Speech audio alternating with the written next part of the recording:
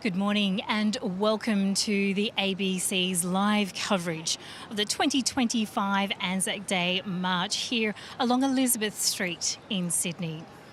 I'd like to acknowledge the traditional custodians of the land where we gather here today, the Gadigal people of the Eora Nation, and pay my respects to elders past and present, and to extend that respect to all Aboriginal and Torres Strait Islander people today. Well, before the march gets underway, I'm joined by Brad Manera, the head historian at the Anzac Memorial, to take us through some of the key anniversaries that are also being marked here today in 2025. So, Brad, let's begin with Gallipoli, because this year marks 110 years since that fateful morning. Good morning, Miriam. Exactly. 110 years ago, round about now, the All New South Wales 1st Brigade joined the other two brigades at the Anzac landing. The others had gone in before dawn. The New South Welshmen landed just after sunrise, the beginning of an eight-month campaign. That was the baptism of fire, if you like, for the Australian Imperial Force. It certainly was a defining moment for Australia, such a young nation. And yet not too long after that cataclysmic event, we had yet another world war. So we're marking again today 80 years since the end of World War II. Yeah, tragically within a generation. And 1945, 80 years ago, is sort of remembered for the end of the Second World War, but we should also remember that it was a very bloody year before we got to the peace treaties, the armistice that ended the fighting. Australians were in action through 1945 in northern New Guinea, on Bougainville, and the great amphibious operations, oboe operations, the 7th and 9th Divisions in Borneo to recapture the Netherlands East Indies. And of course, we should remember as well that war came to Australia. Indeed. From the 19th of February 1942 until July 1944, there were over 100 enemy air operations over northern Australia. And then, of course, we do actually have the Vanguard who are approaching behind us here. So, Brad, while you and I make our way to the commentary box, we'll bring in our friendly ADF Australian Defence Force team who are leading the commentary today as the march here, the 2025 Anzac Day March, gets underway. Thank you, Miriam, and good morning to everyone watching today. It's a beautiful morning now here in Sydney, despite the rain threatening. Thank you for everyone for turning up. I'm Captain Philippa Hay of the Royal Australian Navy, and it's an absolute privilege to be back in the commentary box with the team. And welcome to Lieutenant Colonel Warwick Young. You've just demoted me to... Oh, mate. Colonel Warwick Young, my apologies. It's great to be here, Phil, and I'm really looking forward to what looks to be another wonderful Anzac Day March. And also is our first-timer, Wing Commander Michael Stewart-Watt from the Royal Australian Air Force. Welcome, Michael. Thank you, ma'am, I should say. Look, in previous years, I've been one of the ones marching with 22 Squadron or the RAF Association, so it's an honour to be here with my defence colleagues. And remembering the RAF is the junior service after all. Look, it's great to have the team back in the seat, and looking forward to this parade. As you can see, the proud police force are out the front, keeping us safe, not just today, but every day of which we're on the streets. Last year we had over 11,000 participants march, and we should have similar this year. I'd also like to welcome all the viewers from all around New South Wales, both regional and country, particularly those watching in from home and the many RSLs across the state.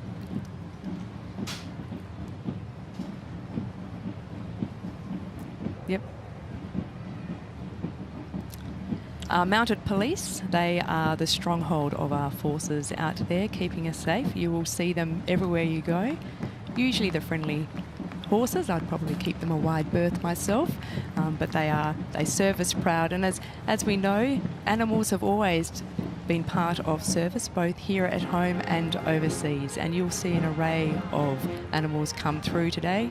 Not a zoo parade, but a critical part of our force. Absolutely, and the mounted police are led by Sergeant Melinda Murray and Sergeant Sarah Maxwell, and they look fantastic, and it's a reminder of our own light horse from World War I.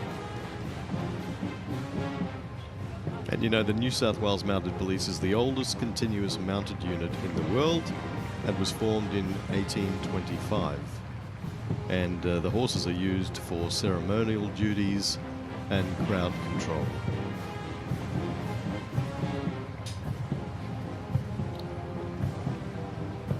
And that looks like following up. Oh, there she is. And the march being led by the Governor of New South Wales, Her Excellency the Honourable Margaret Beazley, AC KC, Administrator of the Government of the Commonwealth of New South Wales.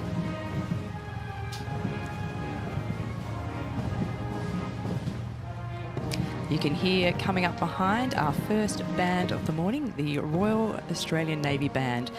Our band has been around for over 110 years since its inception in 1913. This band is based at HMAS Cuttable right here in Sydney and has around 50 full-time members. Bands play a huge role in service, not only supporting marches as today, but we deploy them all around the world to support us in a range of activities.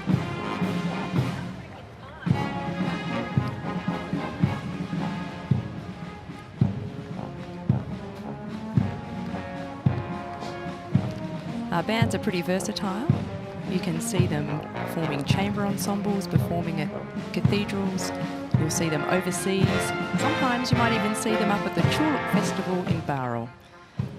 The bands maintain a strong connection with all our community bands, and we're always looking forward to getting good musicians into the forces.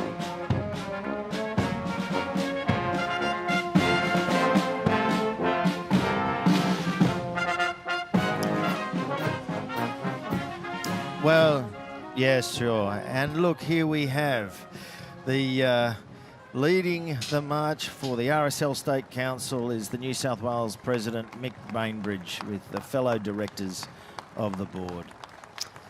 Walking with the RSL are Lieutenant Commander Robert Valla, RAN, and Captain Xavier Phillips, and Squadron Leader Carrie Ann Atkinson.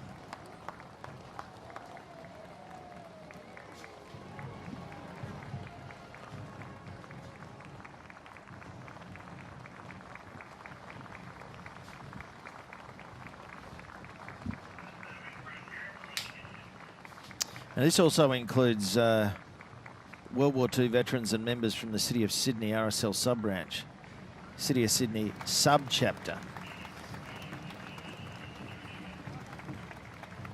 And here we have the World War II veterans. We've got some great people there. We've got Valerie Ireland on the left with who was with 3rd Australian Anti-Aircraft Battery up at Stockton. The women of the Australian Women's Army Service provided a vital role in the air defence of Australia in 1942 right through to the end of the Second World War.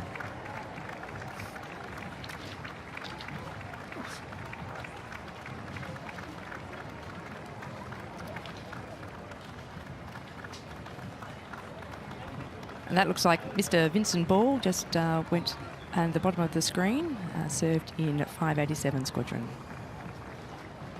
And I think we just missed the Women's Veterans Network, which was led by Squadron Leader retired Del Gaudry.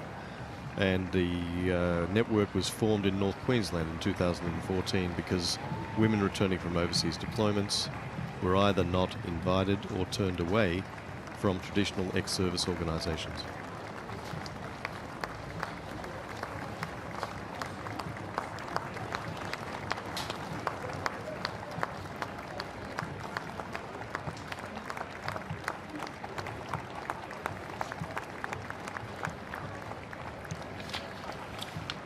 It's great to see our World War II veterans out there, and as you can see, definitely that wonderful World War II veterans ancestor is from World War I. Yeah, that's John McCauley.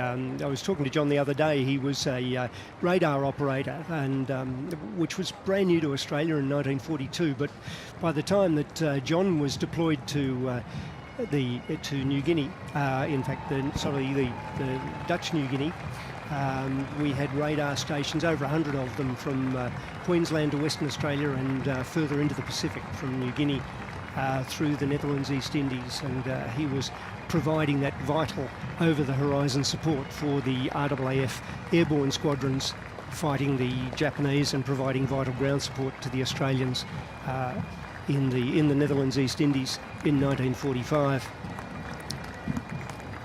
And proving that age is no barrier, John Macaulay is 100 years old. Isn't it great to see him marching? Magnificent.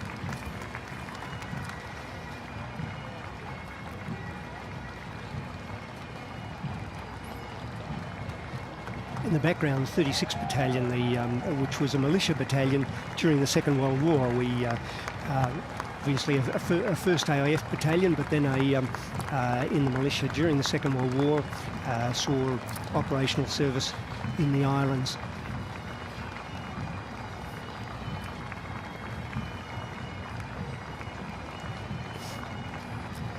Australia operated two armies during the Second World War, the Australian Imperial Force, who were all volunteered to serve anywhere in the world, but we had a militia army that was largely conscript, and they could only serve in Australia and its territories, and units like the 36th, but of course they were able to deploy to Papua as an Australian territory during the campaign when the Japanese landed in northern Papua in 1942, and yeah, and it looks like we just had some images there of 101-year-old veteran Colin Moyer. There he is, and he's being quite theatrical when he waves his walking stick around. It's great to see someone of his age being able to show that dexterity.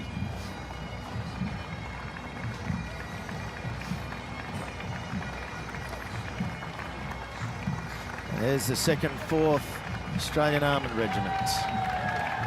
Matilda tanks in the jungles of New Guinea in that final campaign in 1945. The advance to Wewak. I can't imagine how difficult it must have been to try and dig a 25-ton tank out of the swamps in northern New Guinea, but they certainly provided vital support for the Australian 6th Australian Division fighting the Japanese.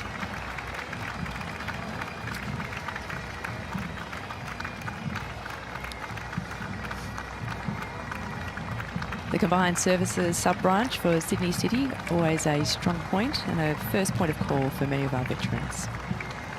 And here we see the 31 Squadron Beaufighters Association, led by Group Captain Joanna Elkington. Yeah, one of the veterans who were marching today, Ronald Leckey, flew with 31 Squadron. That's right, he was a navigator, Bristol Beaufighter, commenced training at Wagga in November 1942 at the age of 20 years. 31 Squadron was formed at Forest Hills, Wagga Wagga, in August 1942. Moved to Kumali Creek, Northern Territory in November 1942, where it attacked Japanese ships, installations and airfields. The Beaufighters' speed and long range tested to excellent effect against Japanese bases and aircraft in the Dutch East Indies.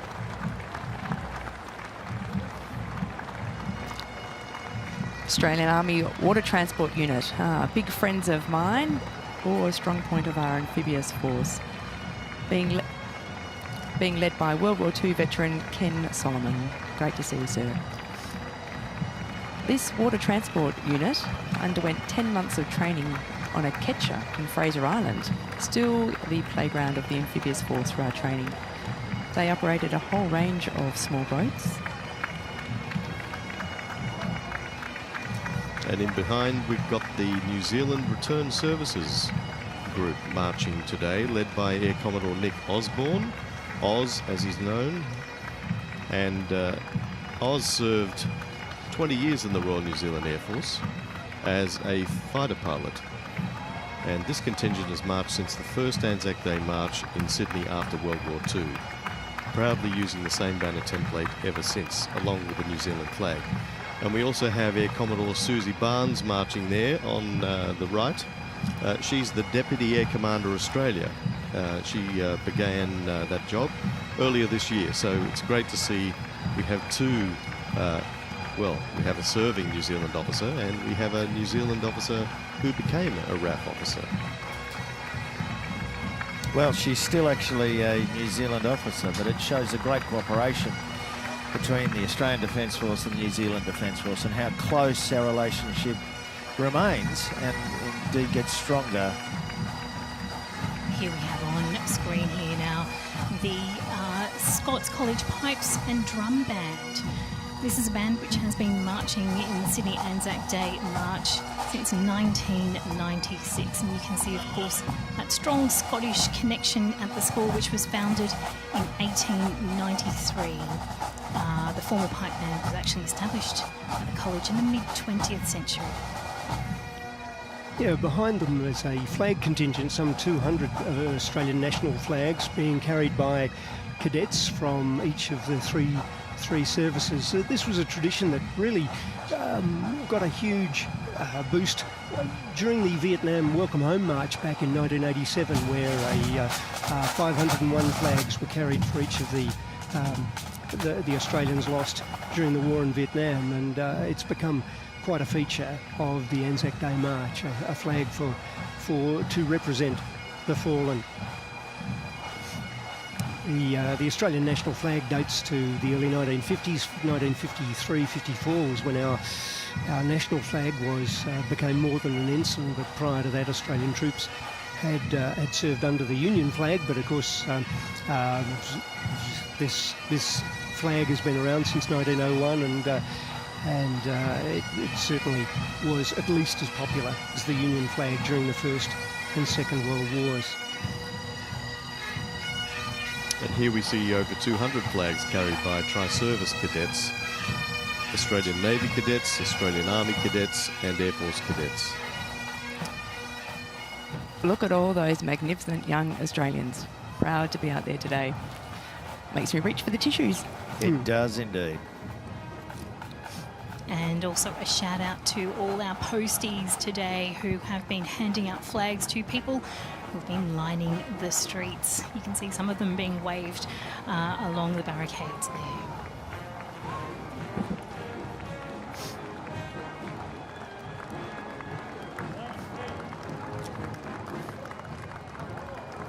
And there we have the memorial horses. You know, the memorial horses represent the veterans from the Boer War and the Great War. Of course, we had the mounted infantry in the Boer War, and the light horse, which it also was mounted infantry in World War I.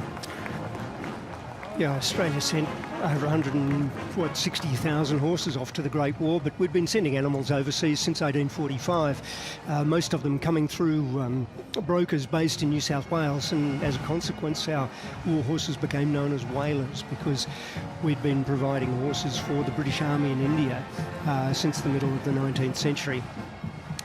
And they're followed immediately by the flags of the first AIF, and you can see the colour patches that were a creation. The Australians got issued with colour patches right from the start of the Gallipoli campaign. The horizontal rectangle of the 1st Australian Division, the diamond of the 2nd Division, the oval, circle and vertical colour patch of the 3rd, 4th and 5th Australian Divisions. And indeed, colour patches to this day are still important for every Australian unit, and indeed of the 2nd Division. Some of the colour patches that you see in those flags still remain on those units because they have lineage back to those units. Yeah, an interesting idea, reintroducing colour patches. Of course, the 2nd AIF used the patches. Each state, of course, has its own. Each unit was state raised, and so identifying those patches, like the 1st, 2nd, 3rd, and 4th battalions of the Australian Imperial Force, were all raised in New South Wales. And so, with the creation of the 2nd Australian Imperial Force, they just gave a 2/ and gave them a grey border. So the colour patches were reintroduced during the 2nd AIF, and of course have been reintroduced more recently for the Australian Defence Force.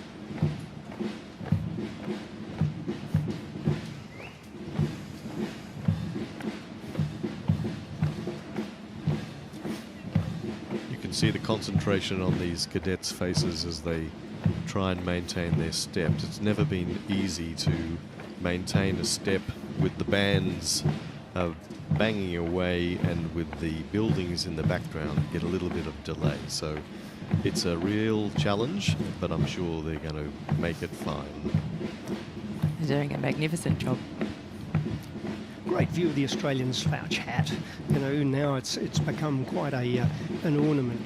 The slouch hat of our first AIF diggers just had a simple hat band and the Australian General Service badge on the turned-up brim. Now it's got a unit colour patch and a corps badge on the front and the General Service badge on the side, all on a folded puggaree. So it's a much more ceremonial item of kit than it was for the first Anzacs.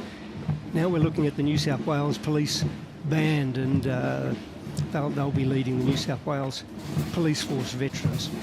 New South Wales Police Force has a long history. Indeed, 140 years ago this year, New South Wales decided to send a contingent to the Sudan after General Gordon had been killed at Khartoum, and although there was a militia to call on, they also needed men who were trained in skill at arms, and so they drew heavily on the New South Wales Police Force to bring the Sudan contingent up to strength. And in 1885, in this month of April, they were forming up at Vic Barracks, and they'd marched down College Street along Macquarie Street to embark for the war in the Sudan. Yes, Brad, the New South Wales Police Band, in fact, is the longest standing concert band in Australia. It's currently a full-time unit of the New South Wales Police Force, made up of 2 sworn police officers and 33 musicians. And it was, in fact, the first band to broadcast live on Australian radio all the way back in 1924. Well, it is celebrating not just 130 years, but it's also pleased to be under the patronage of Her Excellency, the Honourable Margaret Beazley ACKC, Governor of New South Wales.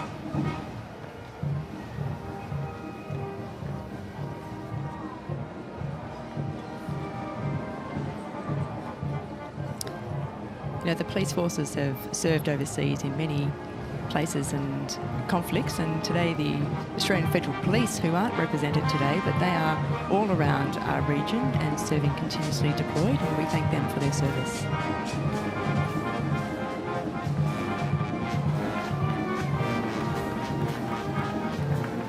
Director of Music there today is John Saunders, who has celebrated 20 years as Director of Music as of the 14th of April. And the drum major is Brendan Champion.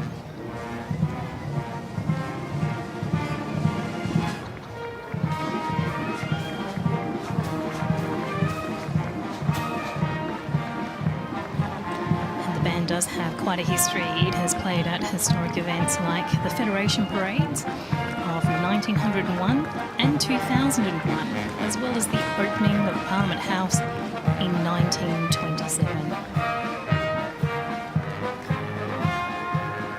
Right behind them, here come the taxis. They play a crucial role in the Anzac March every year, in fact for more than 70 years. These taxis, they pick up the veterans from their home and follow a strict order based on seniority by conflict and by year of service. The motorcade is escorted by the police, who take great pride in ensuring the veterans arrive safely at the march and, of course, returned home afterwards.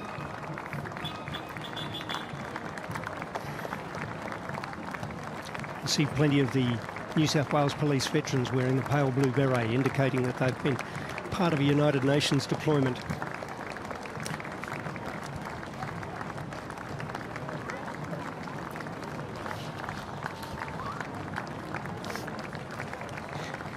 Taxis pick up veterans from their homes and follow a strict order based on seniority of conflict or years of service. And the motorcade, of course, is escorted by the police, who take great pride in ensuring that the veterans arrive safely. And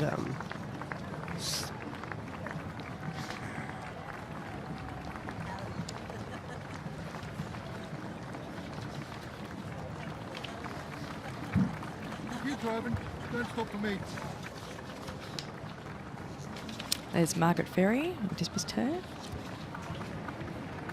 Oh, and there was Shirley McLaren, OAM. She was a sergeant drill instructor in the WAF.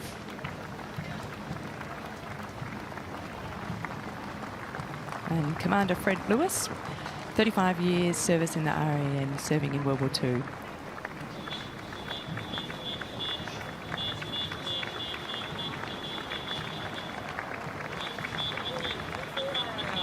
Go the best battalion, second to none.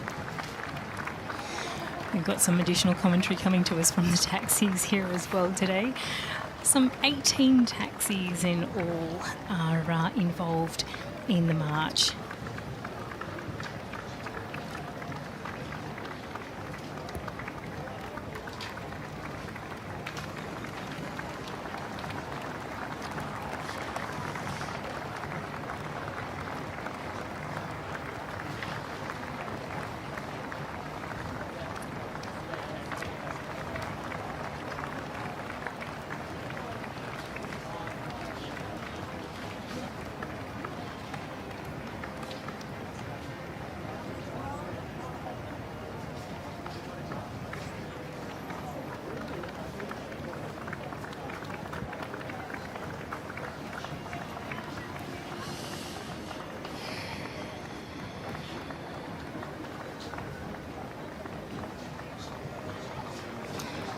Now, if you have just joined us, we wish you a very warm welcome as we watch the taxis travel slowly down Elizabeth Street, taking in the moment here with people gathered along Elizabeth Street, waving and cheering. We hope that you can stay with us right through the morning, indeed into the afternoon. Later we'll be crossing live to Gallipoli as well as Villers-Bretonneux for their dawn services. And Philippa, I think we just saw Maxwell Max Marvin, who's 100 years old, Royal Australian Navy corvettes, 1941 to 1946, and served on HMAS Wollongong. That was indeed him.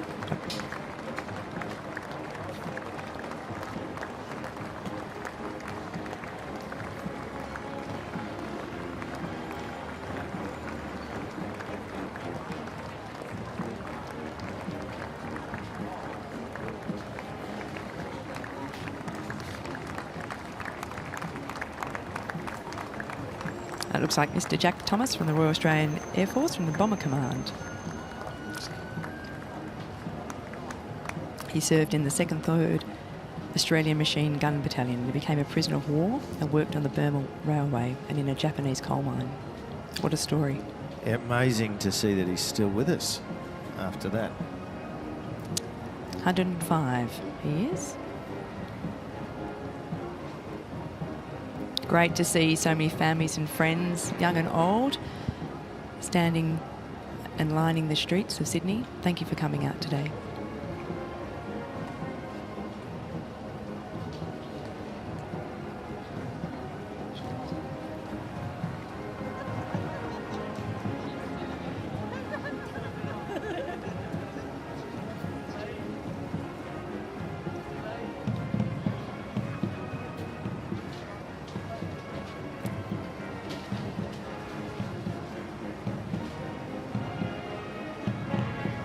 This event attracts a lot of overseas visitors as well. Many were at the dawn service this morning and have returned today for the parade.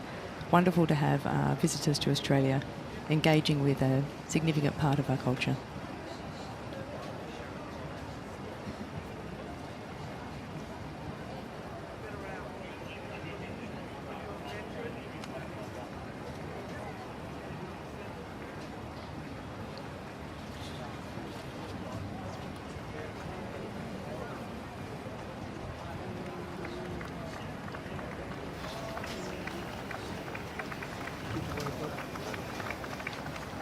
And Brad, as we mentioned earlier this morning, we are also, there's the flyover.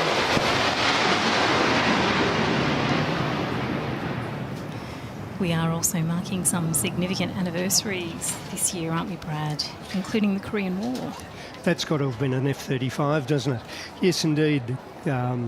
75 years since the North Korea invaded the South on the 25th of June, 1950.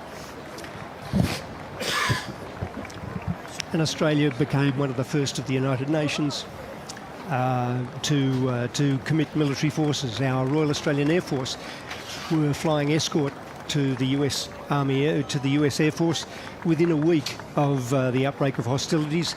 Our 3rd Battalion of the Royal Australian Regiment arrived in September of 1950 and was on continuous active service.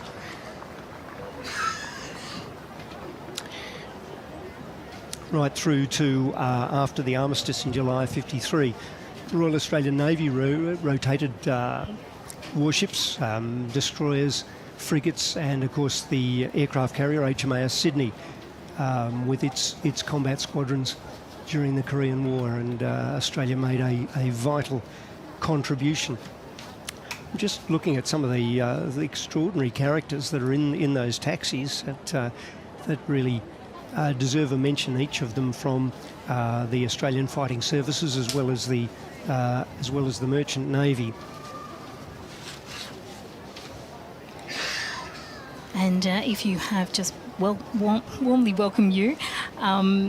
And as we see that people continue to make their way down Elizabeth Street, we've just had some of the taxis carrying veterans making their way, moving along. We hope that you can stay with us right through the morning, indeed into the afternoon. We'll also be having live coverage crossing over to Gallipoli as well as Villers-Bretonneux for their dawn services.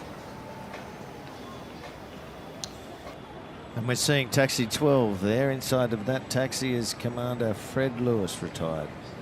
He retired in 1980 after 35 years of service in the Royal Australian Navy.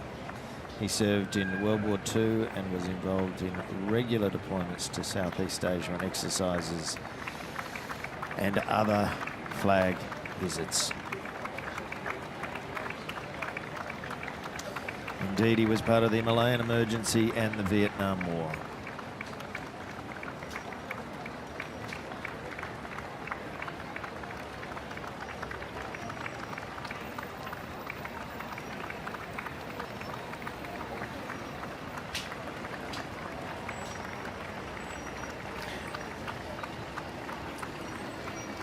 Navy always leads the march, the senior service, stating to following the British tradition of the Navy being first. And of course we can see some very proud names in the distance, HMAS Australia and Canberra, Shropshire and so on. Yes, and in front, of course, we have the Corrective Services Band from New South Wales. And this band is led by ex-squadron leader, well, he might be a squadron leader still in the Air Force Cadets. That's John Buckley leading. He's the director of music there. Great to see John and all the efforts put into the Corrective Services Band. And here comes the Navy contingent, led by Rear Admiral Chris Smith, AMCSM, Australian Fleet Commander. With him is his Flag Lieutenant, Lieutenant William Anderson, and the Warrant Officer of the Fleet, Warrant Officer Rachel Brookshaw. Behind, we have World War II Navy veterans. HMAS Australia, proud name, led by President Christine Robinson, whose father, Keith Roberts, was the president for nearly 30 years.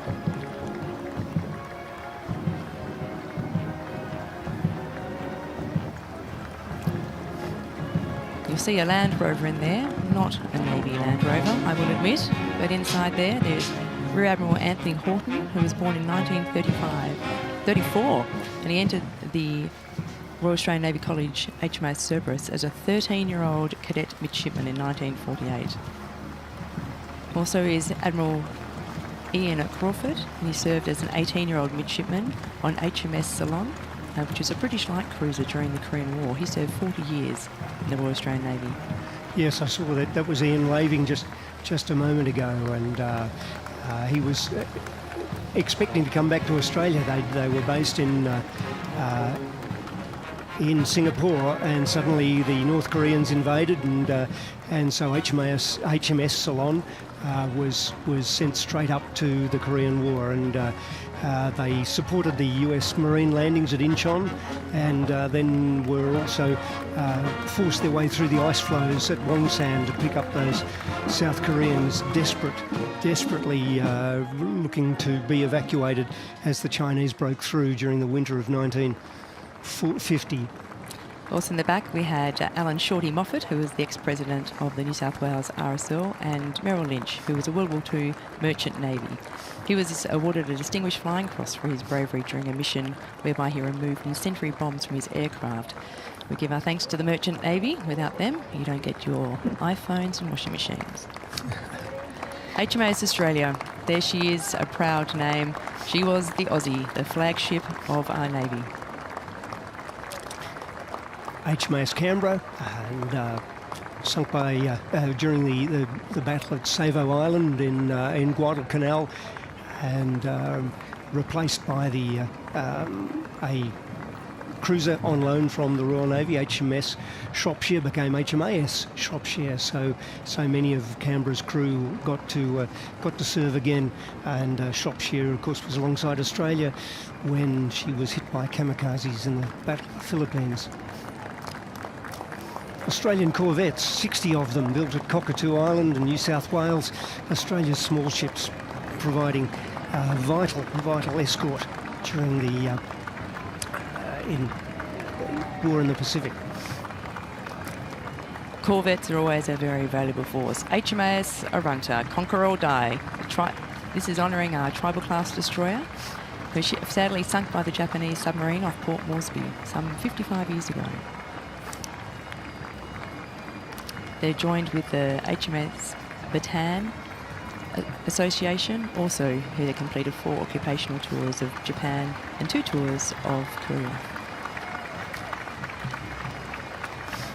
A red ensign of the Australian Merchant Navy, and alongside Australian merchant sailors, served alongside Americans, Dutch and others, in providing vital naval logistics support to troops and aviators fighting in the South Pacific during the war. The Combined Association of Anzac and Tobruk, led by Commanding Officer of HMAS Anzac 3, Commodore Les Pataki.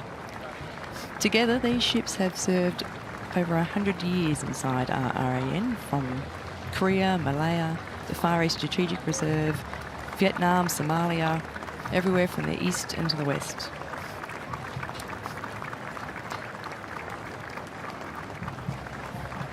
Melbourne Association. We've had many Melbournes, 3 you can see on her banner there. Marching together, led by the President of the Association, Craig Hooley. We've had 3 Melbournes. Yeah, rather delighted. We've got the one of the ensigns flown by Melbourne in the Gulf on one of its deployments on display at the Anzac Memorial.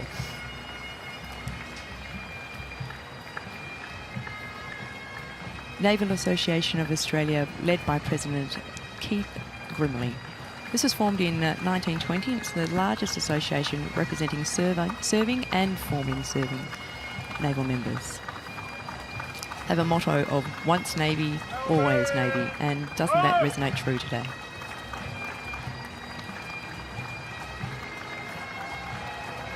The Reserve Association, also formed so those who had done reserve service had a place to call home and to reunite with their fellow sailors and officers.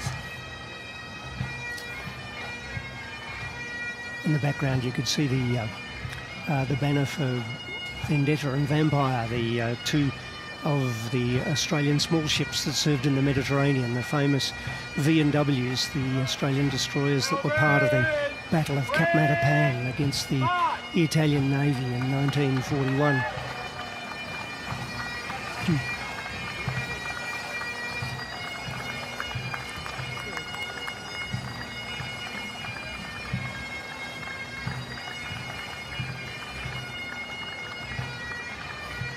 Vendetta's heroics wasn't just confined to conflict. She was also up in Darwin in 1974 when she was part of the fleet that was sent up to support Darwin post Cyclone Tracy.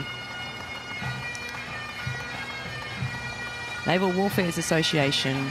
Here we have all the naval officers, former and present, marching together.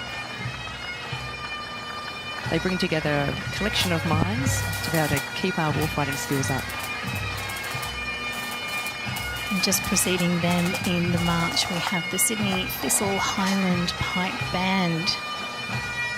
And this was a band formed in 1918 at the conclusion of World War I, making it the longest established pipe band in Sydney.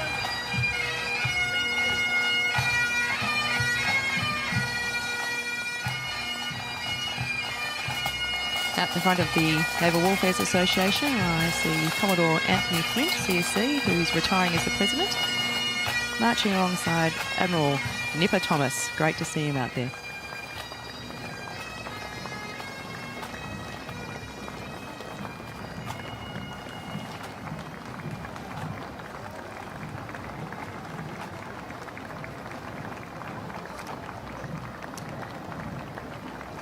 Behind them is the Naval Communications Branch Association. They have a wonderful history, the Naval Communications. Indeed, it was one of the first services to introduce women into a major support role for Australia's Defence Force during the Second World War. And some of the girls trained here in Sydney, Mrs. Mack's girls, were all proficient Morse code operators, and they joined the Naval Communications Unit to allow men to take a more active role and serve at sea. The naval communicators also played a vital role in teaching our coast watchers in our near north to be able to provide behind-the-lines intelligence on enemy movements. But, of course, HMAS Sydney, we can see their banner coming into view right now, and very fun. We've had 5 HMAS Sydneys have served the Royal Australian Navy. HMAS Sydney, a name well known, and of course this association's marching in her hometown, led by Commodore Paul Cable, who was the commissioning commanding officer of Sydney 4. It was a HMAS Sydney No. 1 who came through the heads of Sydney Harbour 112 years ago on the 4th of October in 1913. Went on to destroy the German raider Emden up in Cocos Islands, and a gun souvenired from the wreck of Emden is in Hyde Park. It sure is, down on the southeast corner, so make sure you walk past it on your way out. Of course, Sydney 2 is well known for her tragedy on perishing off the west coast when she came to grief against the German raider Cormoran. And it was only just in 2021 that 80 years post-sinking we were finally able to identify the unknown Sydney sailor as able seaman Thomas Wellesby Clark from New Farm in Brisbane. And he's buried in Geraldton. He is. There's a beautiful memorial in Geraldton if you're ever there. It's quite stoking. It's quite stirring. But I don't think we should just remember Sydney for her loss. We've got to remember that she sunk the Bartolomeo Colleone and damaged the Giovanni della Bandineri in the Caribbean. Superb job. And our modern-day Sydney, based here in Sydney, she keeps the Sydney tradition strong. Their motto, thorough and ready. We had a glimpse then of the RANS, the Naval Women's Association, that one of the earliest services to allow women in a near-combat role during the Second World War, and have continued strong representation right through to the current day. Yeah, the RANS, now more commonly known as the Naval Women's Association, to reflect who we are, have been around since 1941, and in 78, RANS made up 7% of the Navy. Today, 25% of our Royal Australian Navy are women, and we serve proud, and you should expect to see women in every part of this march today. Submarine Association, the silent service. Probably can't say too much about them other than serving underwater is certainly a unique experience. 110 years ago, today, the AE2 got its message through that it had fought its way through the Dardanelles and into the Sea of Marmara.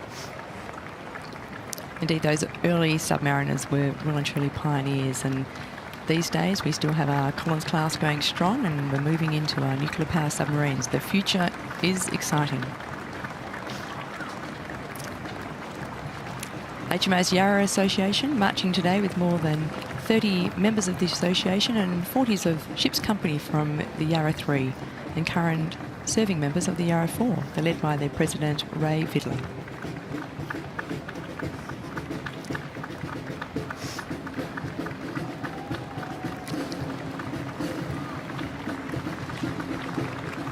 Yes, HMAS Yarra 1 was the foundation ship for World War I. HMAS Yarra 2 sunk in the Java Sea in 1943.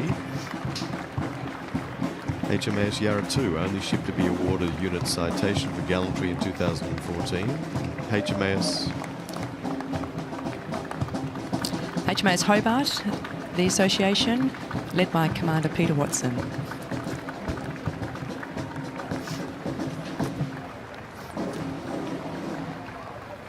We've had 3 Hobarts. And we'll see the modern day one coming soon. Here is HMAS Brisbane, who aim at higher things, led by Captain Ralph Debridge and the President Jeff Cole. First Brisbane was, its hull was laid down at Cockatoo Island in 1916.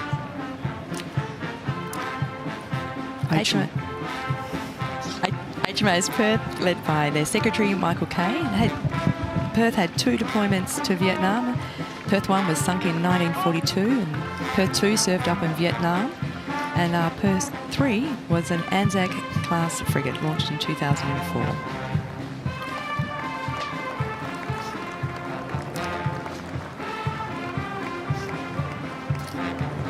Yeah, tragically with Perth, of the survivors, when she was lost at Bantam Bay trying to make her way back from the Battle of Java Sea, she was escorting the very badly damaged USS Houston and ran into a major Japanese fleet.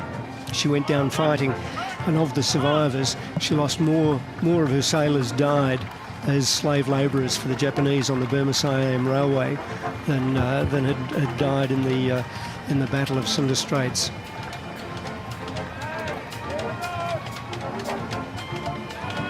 Here comes one of my favourite bands.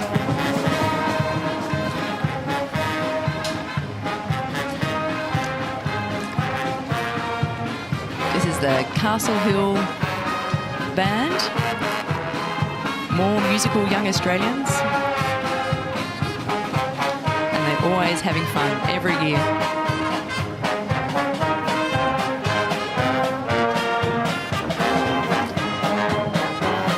Hard to march to. I think I'd want to skip down the street. Yeah, feel like dancing. It's a squadron of trombones and saxophones. Behind them, HMAS Darwin. Darwin was the last of the Oliver Hazard Perry class guided missile frigates. We purchased some for the Americans and then we built her here in Australia. She did 32 years of service and then was decommissioned. Behind them is the Tingara Association, and was a great training institution for young sailors. Indeed, a tradition that dates to the mid-19th century. One of the first Victoria Crosses worn in New South Wales was a sailor who earned the Victoria Cross at the Battle of Inkerman, trained youngsters on Cockatoo Island on the Sir Brian.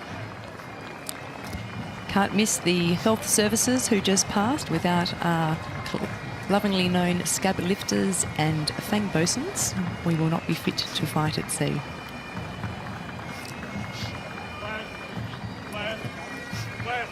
Also was the Australian Mine Warfare Association, led by Commander Rob Woodall. The mine warfare moving into the modern era, and we look forward to the wisdom of the association as we move into the future. We just saw the Clearance Divers Association. Train at HMAS Penguin, a remarkable collection there, and really inspirational. Some of the mines that they brought back from Iraq, that clearing the way for the British to land at Basra. Clearance divers certainly are putting their body on the line. They fight underwater. Here come our PTIs, looking fit and strong. This is the the team that keeps us focused on our health and fitness. But, you know, being a PTI in the Navy, it's not just about health and fitness. They also do a whole bunch of roles on board, such as whole ship coordination. They often lead our fire and damage control teams. And often they are the MC for the ship's TV channel. So they're very multi-talented PTIs.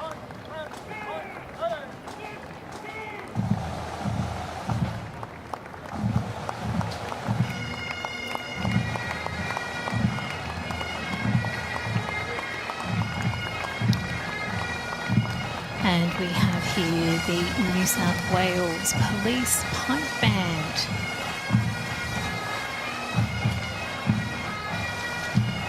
This band was formed in 1918 at the end of World War I. First participated in the Anzac Day March also in the same year. And they have been in every Anzac Day March except, of course, during COVID.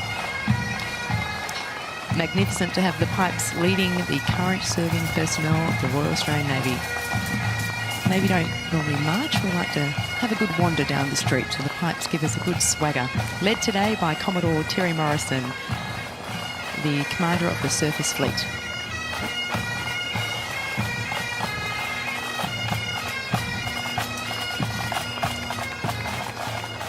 The officers and sailors you see directly behind him are responsible for making sure all our ships get out to sea. There's a collection of warfighters, engineers, specialists and technicians all there so that our fleet can sail.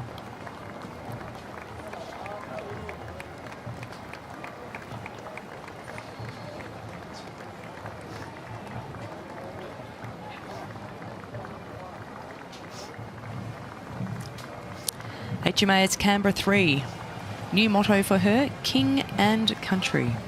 There's about 200 marching today and led by Captain Brendo O'Hara. It is his last day in command today of over 2 years of magnificent service. Thank you.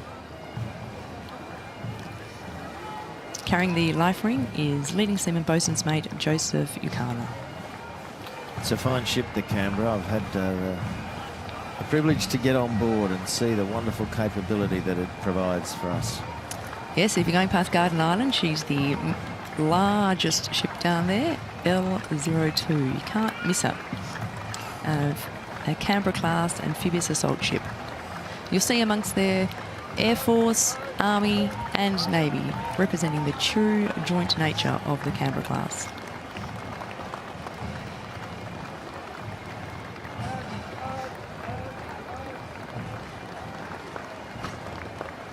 Takes about 2 years to get comfortable with serving on the Canberra class. They are like a maze on board.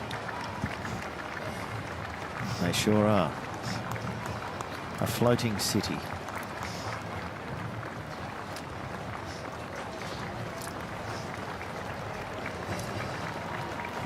HMAS Cuttable, led by Captain Beck Levitt. Shout out to her kids, Jensen and Allegra, who are watching down in Canberra.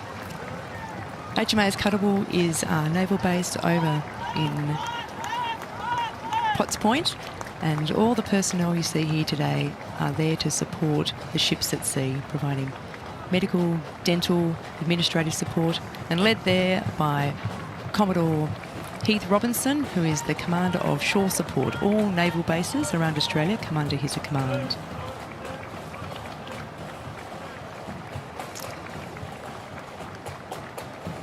I had a distant relative that died aboard Cuttable in 1942.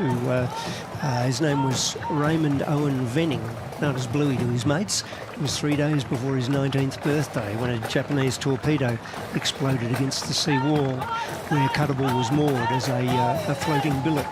And obviously that vessel gives its name to that shore base. He and 18 other Australians and 2 Royal Naval sailors died that night, and they're buried at Rookwood in Sydney in the Royal Navy and a Royal Australian Navy cemetery, not in the Commonwealth War Graves Commission cemetery.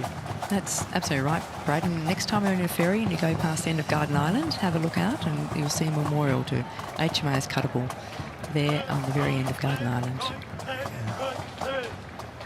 Yeah, he never made it back to Penaroo in South Australia.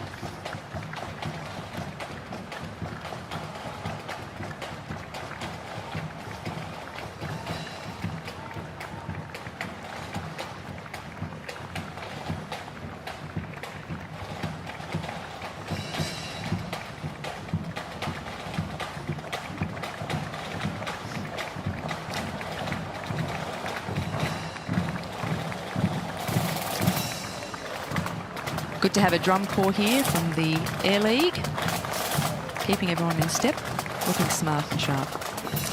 That's right. We have here the Moorebank Squadron, and the Australian Air League Drum Band is proud to always assist the RSL and Anzac Day Committee.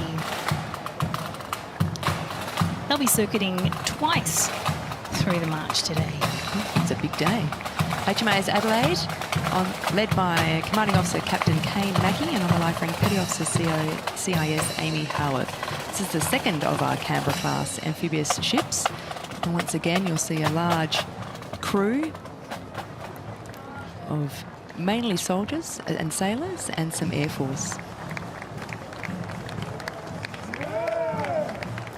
Hats off to the engineers of the Canberra, the Adelaide. They have been working exceptionally hard. Thank you to their families for releasing them. These ships take a lot of maintenance. They are a floating city. And the engineers keep our hot water flowing, our engines turning, and making sure that we can stay at sea.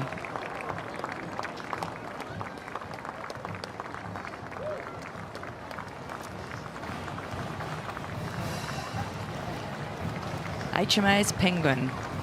Now, if you've not made it over to Middlehead, you need to go over there. HMAS Penguin is home to our dive school, our health school, our hydrographers, led today by Commander Ken Browning.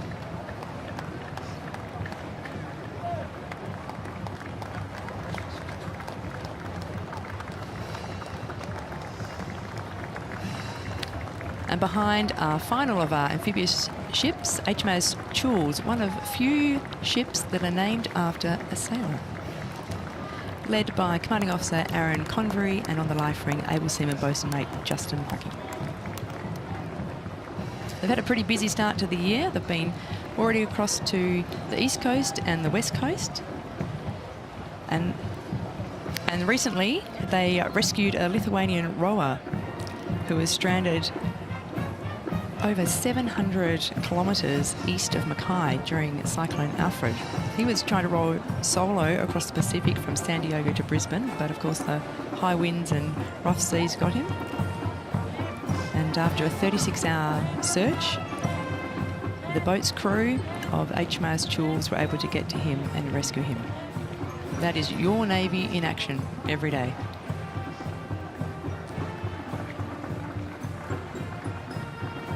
He nearly made it.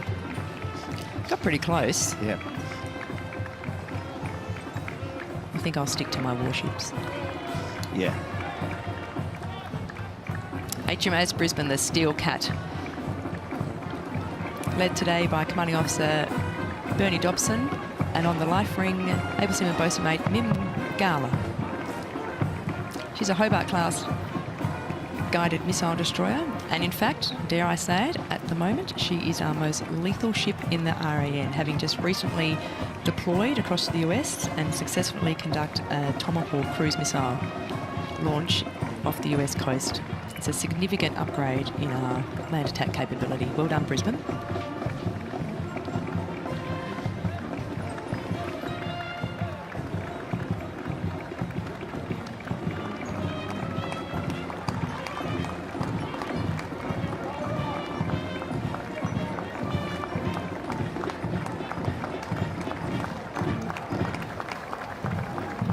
Here we have the Golden Kangaroos marching band, also representing Epping RSL.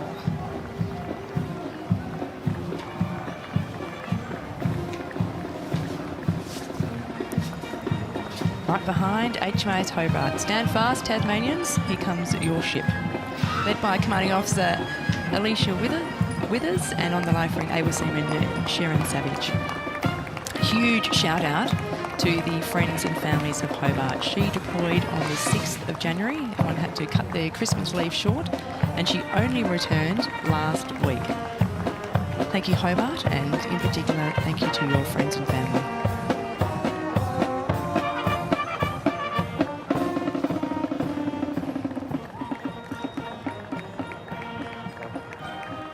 He certainly looks like he's had a long deployment. Is that beard legal? That, well, you know. can't read his name tag. He's safe today.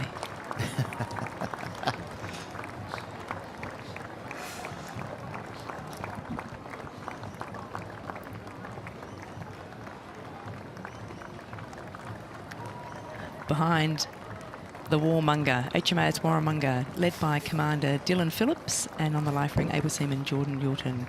She's an Anzac class frigate. This is Warmonger number 2.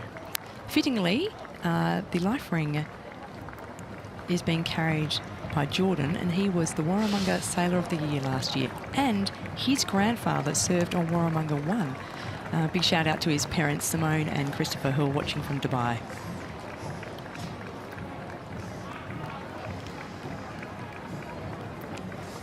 HMAS Watson out there on Watson's Bay on South Head, a glorious place to be, led by Commander Catherine Jones, and the life ring carrying by Able Seaman Jessica Brown. This is the home of our maritime warfare training for both our sailors and our officers. It was named after Robert Watson. He was the quartermaster of HMS Sirius, who was part of the First Fleet. I just wanted to mention Lieutenant Commander Close, one of the engineers. He's finishing up 50 years of service in the Royal Australian Navy today. Bravo Zulu.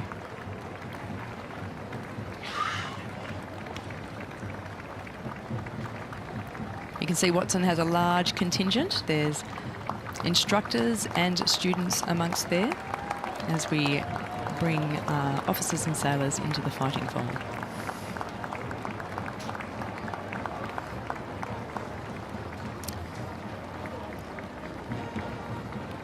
HMAS Waterhen, nicknamed the Chook, in her original form, when she was part of the Scrap Iron Flotilla. But these days, Waterhen is over on the North Shore, a beautiful base that looks after divers, mine hunters, and underwater capabilities.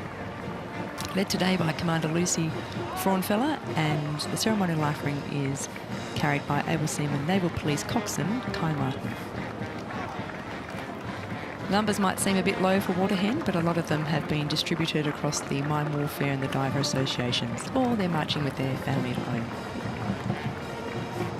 HMAS Supply, one of 2 beautiful new supply ships, led today by Lieutenant Commander Sherry Riley. The ceremonial life ring carried by Able Seaman Ryan Tribal.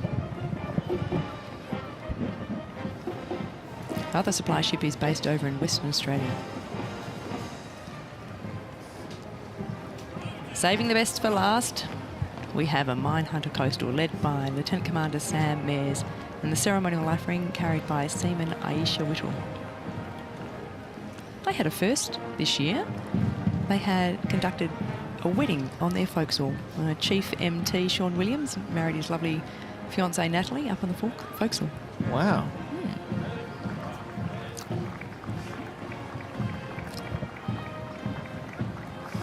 And then they set sail. It happens to us all. The joy of being in the Navy. I think I did the same thing to my own husband.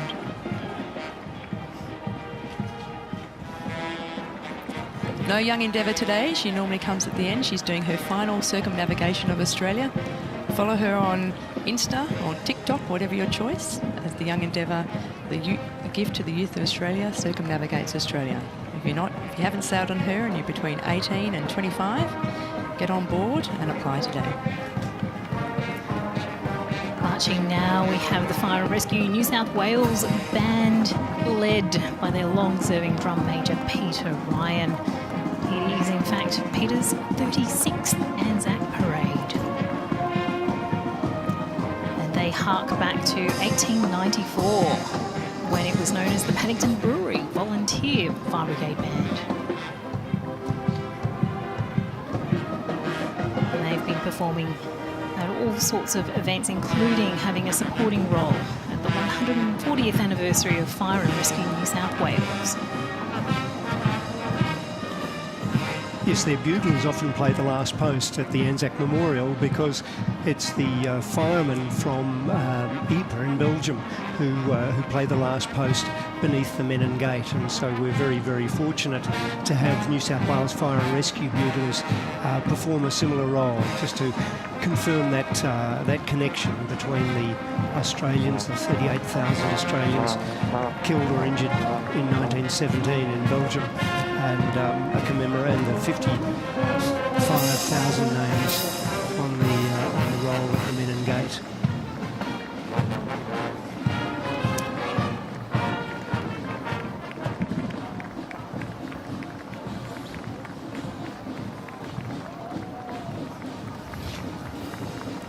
And there's the New South Wales Fire and Rescue veterans, led by Commissioner Jeremy Futrell. Jeremy was instrumental in assisting and working with us in the ADF in the bushfires and during the COVID operations. He's a great fellow, and as are all of the fire and rescue personnel of New South Wales. There's a lot of interchangeability across the services too. We often see people move between the ADF and the police and fire and rescue services, the SES. Absolutely. Service is well ingrained in all these individuals. Indeed, and as you said that, Philippa, we saw an infantry combat badge on one of the New South Wales Fire and Rescue personnel. Naval officer amongst them. We are well-honed firefighters. There's no calling 000 when you're at sea. Got to do it ourselves.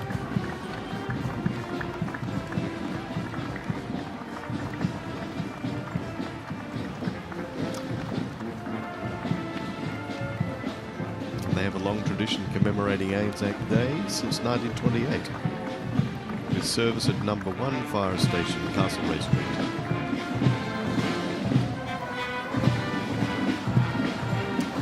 We can hear and see coming into screen now the Australian Army Band. It's been led today by Band Sergeant Major Warrant Officer Class 2 Dick Cutler. They did a sterling job this morning down at the dawn service. It's one of 5 full-time professional military bands in the Australian Army Band Corps. And along with Anzac Day commemorations, they are also involved in a number of community programs and charity events in school, music and education. And here we have the Australian Army contingent, and it's led by my boss, Commander Forces Command, Major General Anna Duncan. She's accompanied by her aide-de-camp and the Command Sergeant Major Brad Doyle. It's the 100th anniversary of the Royal Australian Signals Corps at the end of last year, and so they're still in their 100th anniversary year. And so we have the Signals Corps leading the Army contingent today. Well, if we can't communicate, we're not going to be able to operate. That's exactly right, Philippa. The SIGs were originally engineers and became a separate corps 100 years ago, as you've just mentioned, Warwick. Yeah, their Latin motto, Certa Cito, meaning swift and sure.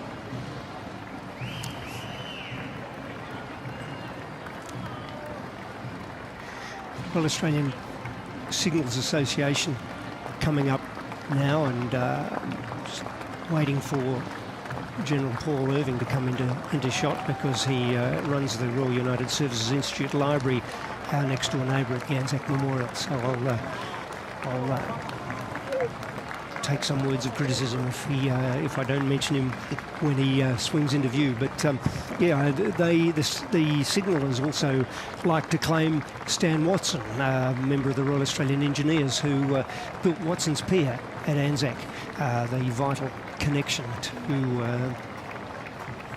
that allowed stores and logistics to land at Anzac during the Gallipoli campaign. And there's Paul out in front of the Royal Australian Corps of Signals Association New South Wales. Paul used to command 8 SIG, and which was part of our 2nd Division. He ended up commanding the 2nd Division as well.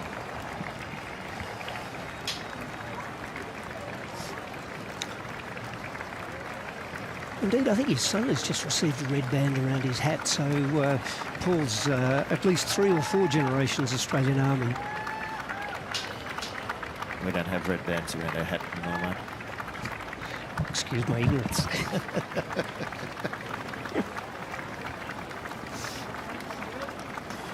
What I think you were saying is he's achieved the rank of Colonel as a senior officer in the Australian Army. Thank you. Thank you very much, Australia. Thank you very much. Have a fine day. Thank you. Among the units marching is 126 Signal Squadron. They provide communications and system support to Special Operations Command. 142nd Signal Squadron, which is an Army Reserve unit from Paul's old unit, 8 SIG Regiment. 145 Signal Squadron, raised in 1954, served in South Vietnam, and I think they'll be marching under their own unit banner.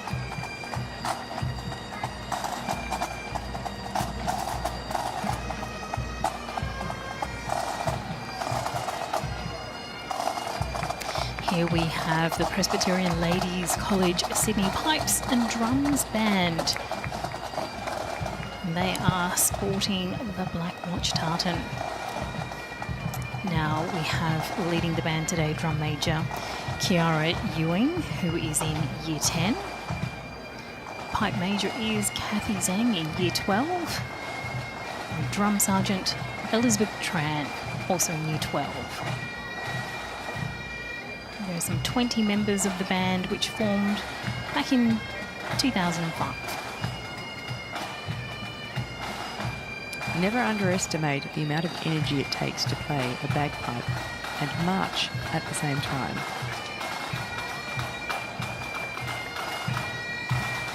They sound great. They do, don't they?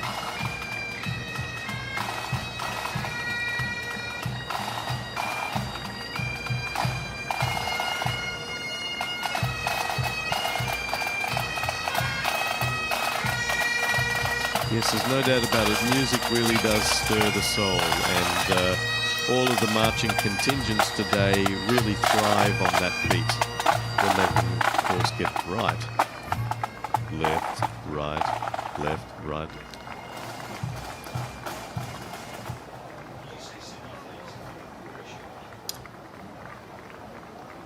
Well, we've got a searchlight battery, seems to be leading our World War II Army contingent.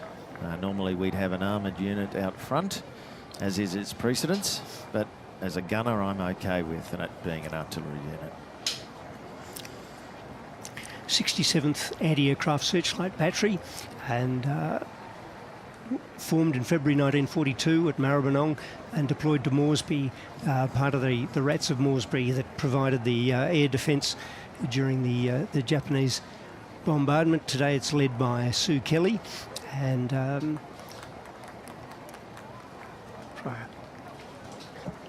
Certainly an important part of the service, because the threat was from the north, and all eyes looking north was always an important part of the protection of Australia. And of course the searchlight batteries were able to identify the night bombers as they came in. Very important. Oh, an essential part. I mean, you work out how high the enemy are so that you can feed that information to the anti-aircraft batteries and provide the vital air support, particularly over somewhere like Port Moresby. Had Moresby, Milne Bay and Guadalcanal fallen to the Japanese, then Australia would have been cut off from the Americans, and which would have deprived us of the ability to strike back and drive the Japanese back through the Pacific. And here we have the 2nd Field Regiment, once again artillery.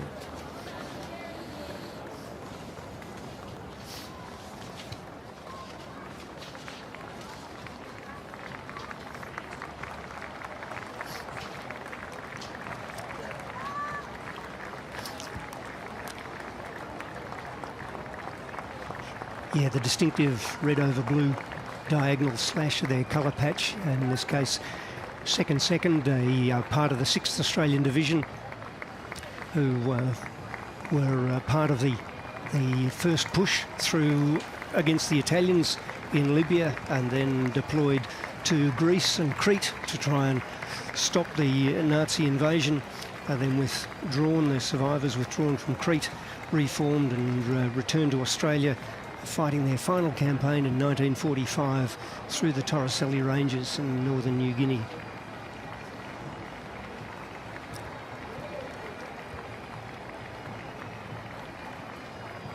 Wonderful to see families marching in their loved one's steed to keep the legacy going and maintaining the memory.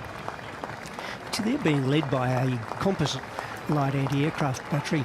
Oh, and now we've got the 2nd 1st Infantry Battalion, the 1st Infantry Unit raised in 1939 in New South Wales. The 2 indicates, the 2 forward slash in front of it indicates that it's an AIF battalion, and of course, as you can see from their battle honours, they were the first units in action, part of the 6th Australian Division that drove the Italians back through Libya and then on to Greece and Crete, part of Retimo Force, and then serving in New Guinea right through to the end of the Second World War. And here we see some more families carrying memorabilia of their grandparents and parents and so forth. And this is the great tradition that I think that families are following in their forebears' footsteps, so to speak. Keeping the memory alive.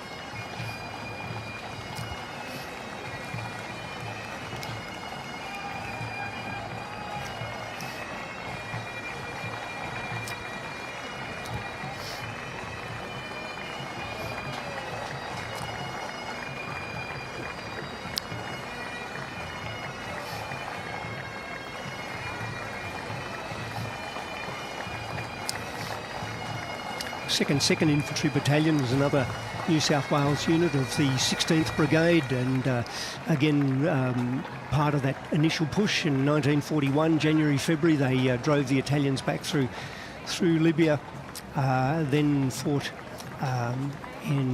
during the defence of Greece from Vevi through Brelos Pass and down to the evacuation beaches south of Athens in a campaign that was doomed from the start. Churchill referred to it as a great risk in a good cause. 2nd 3rd Battalion, another New South Wales raised unit, was part of that 16th Brigade, commanded by Tubby Allen during the 1941 campaigns in North Africa and then Greece and Crete. Of course, so many of those NX soldiers still fighting in New Guinea in 1945. It was a very, very long war for 16 Brigade.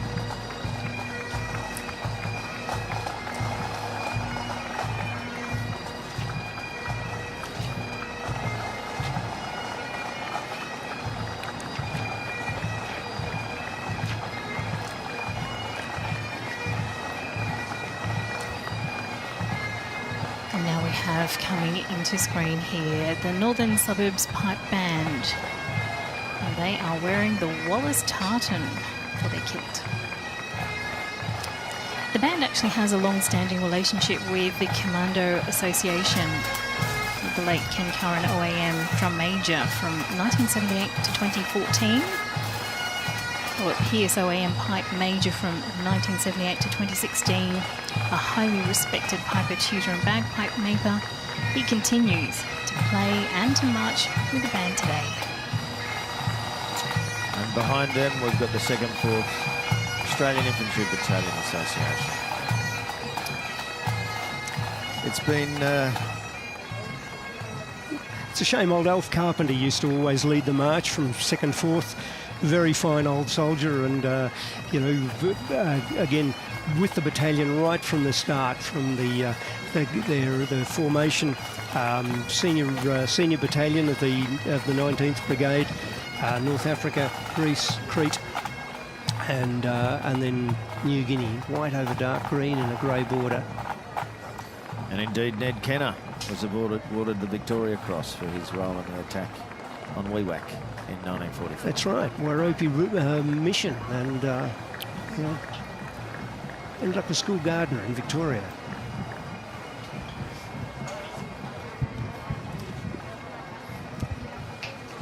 Second AIF Corps troops, you can always pick the Corps troops. They wore a triangular colour patch, and they could be shifted from one unit to another as required. They provided all of the vital services for a corps, which is a formation of 2 divisions or more. And 14 Company Australian Army Service Corps. The Australian Army Service Corps, as it was known, has now obviously split into the Royal Australian Ordnance Corps, Royal Australian Corps of Transport.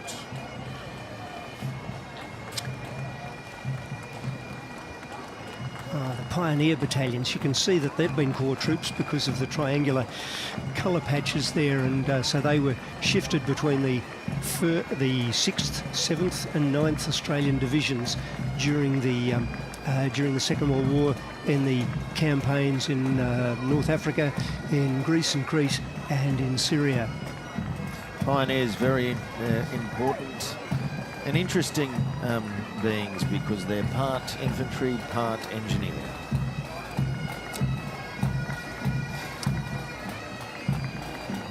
"101st Heavy Mortars, this is a force that we're learning to use from fighting alongside allies like the United States. They're heavy mortars providing close-up infantry support.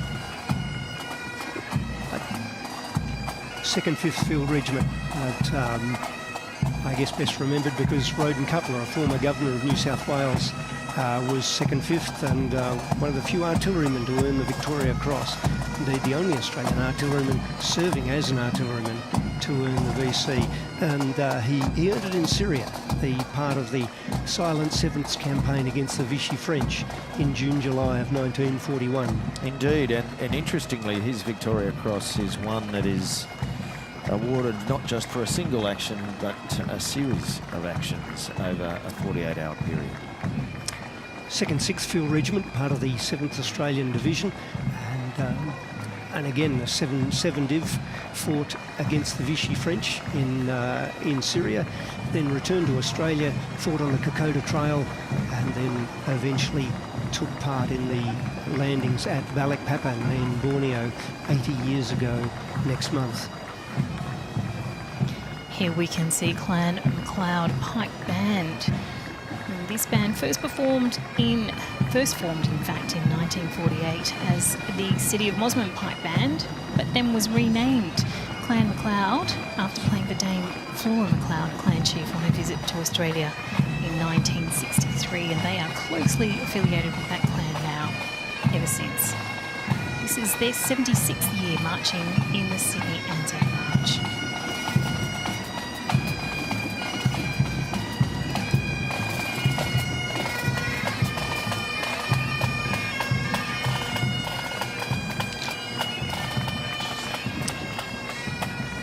Behind them is the banner for Angau, the Australian New Guinea Administrative Unit. These were the people who organised the Fuzzy Wuzzy Angels, if you like, the New Guinea bearers that were a vital part of Australians' war on the Kokoda Trail, and then later providing scouting and logistics support for the Australians during the New Guinea campaign. They taught us that we need to learn about how to work with our northern neighbours, and indeed many of their initial personnel trained at Middle Head. 2nd 17th Light Anti-Aircraft Battery now coming into view, and light anti-aircraft are a vital part of defending airfields, particularly those that were quickly established in support of the Australians as we were island hopping through 1944 and 45. Not just airfields, they also defended beachheads and ports for the Navy. Indeed, another AIF anti-aircraft unit, the 2nd 1st anti-aircraft, who along with the 2nd 4th served in North Africa before returning to Australia.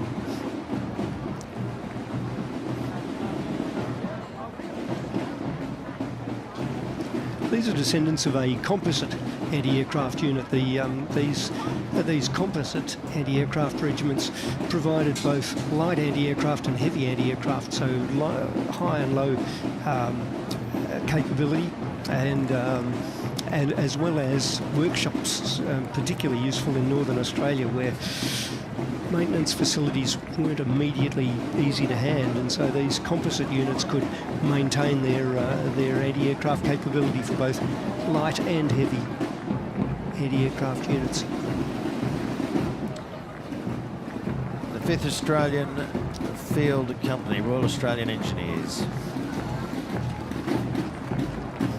Field engineers are the ones that improve the established areas that we're operating in, as opposed to a combat engineer.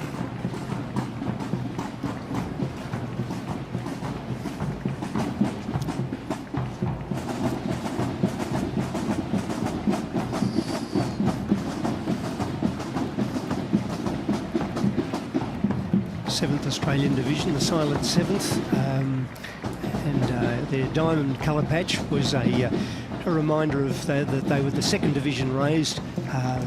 Used the same shaped colour patch as the old 2nd Division from the First World War. And their initial combat was against the Vichy French in Syria, and then later on the Kokoda Trail. 21st Infantry Brigade. And you can see the 2nd 16th Battalion there from my home state in Western Australia, and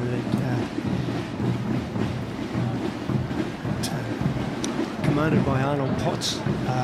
They were the first AIF unit to support the militia units on the Kokoda Trail.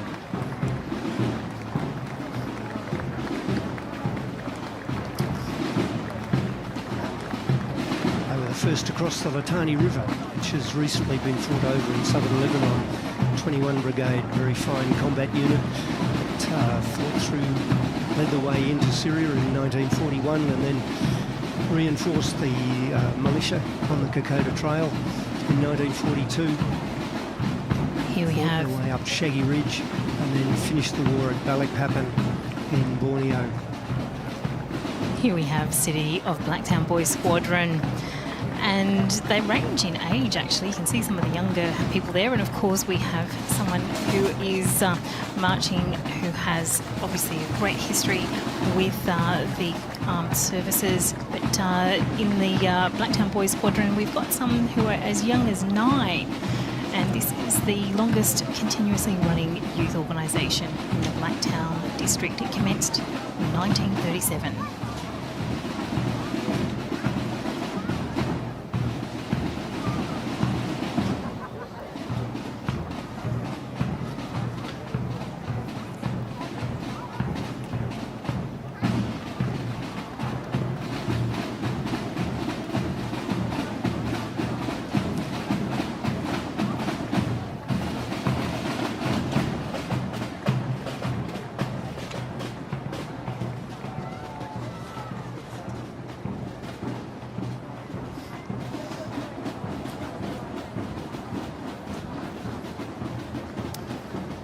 And the 25th Australian Infantry Brigade, AIF. Made up of the 2nd 25th, the 2nd 31st.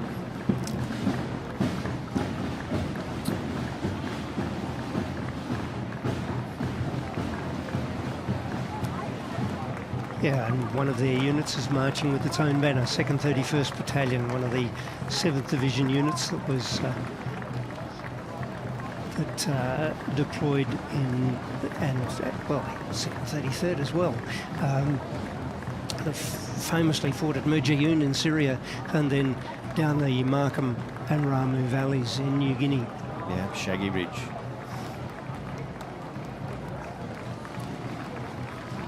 And the 2nd 33rd Australian Infantry Battalion, AIF, one of the Australia's oldest battalions, formed in 1945 in Borneo. Now we've got the 6th Machine Gun Battalion, 2nd AIF. led by John Campbell. Formed in 1942, the 6th served in Ramu Valley, New Guinea, at Husab. And lost 4 gunners in 1943 while rescuing the crew of an American ship.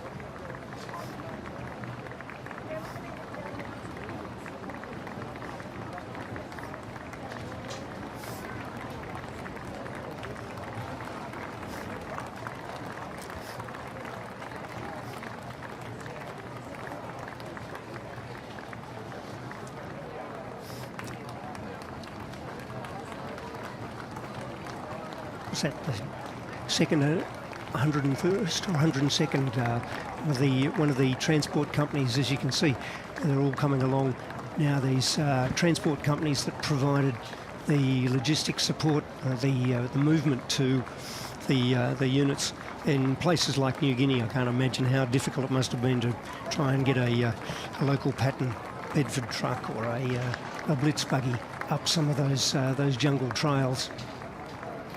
Well, the reality is they didn't. They had to then man-pack it up. Mark 1 boot. Indeed, and mule trains on the Kokoda Trail. Here's the oval-shaped colour patch of the 8th Australian Division. Tragically, the 8th Division, largely raised from the militia and sent to Singapore, and 2 of the 3 brigades were forced to surrender after a gallant fighting retreat down the Malay Peninsula, and then their 3rd Brigade was part of the Malay barrier that was going to provide Australia's protection from potential invasion from the north. And they formed a number of extraordinary but largely doomed defences of the islands from Ambon, Rabaul, Timor. 8th Division was commanded by Gordon Bennett, who was able to get away while 15,000 of his soldiers marched into captivity. 2nd 15th Field Regiment, Royal Australian Artillery, provided gunfire support down the length of the Malay Peninsula. An extraordinary 25-pounder battery, Field Regiment, that fought at Gamas and Muar River and the defence of Singapore Island before tragically having to march into captivity.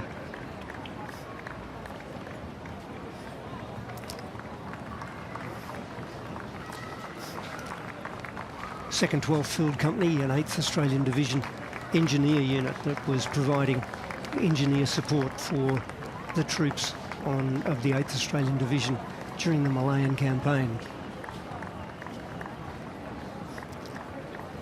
8 Div SIGs broken up. It was a remarkable team from 8 Div SIGs that were supporting No. 2 Independent Company on Timor in 1942, and with stolen radio parts and bits and pieces they could put together, they were able to re-establish communications with Australia to inform the Northern Australia that there were No. 2 Independent Company was still alive and fighting behind Japanese lines.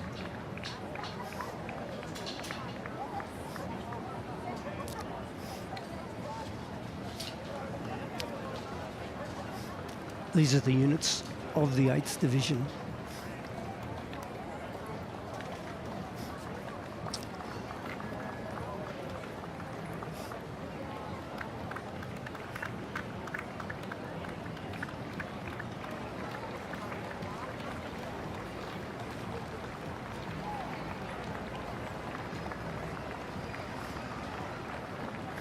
We only raised 4 AIF divisions during the Second World War, and the 8th was largely raised from the militia and was intended to replace British units in Singapore. They arrived there before Japan had even entered the war, and so were very fine jungle soldiers. They'd done a lot of exercises in the Malayan jungle before the Japanese entered the war.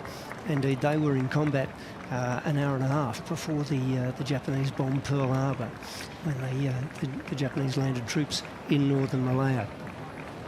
Here we can see the oval-shaped colour patch of the 22nd Brigade, one of the 3 brigades within the 8th Division.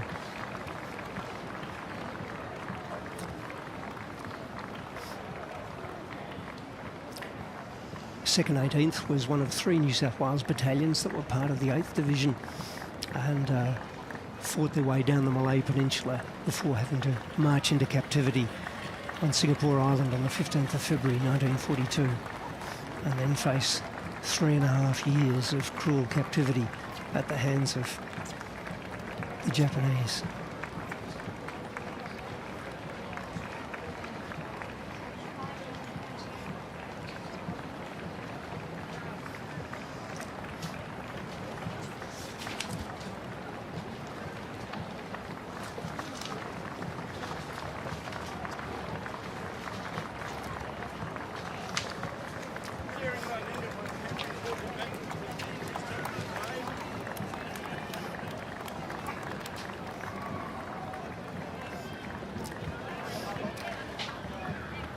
Second 20th Battalion, another New South Wales raised, or largely New South Wales raised unit of the 8th Australian Division that was part of the doomed 8th that fought their way through Gamas and Muar River before having to surrender on Singapore.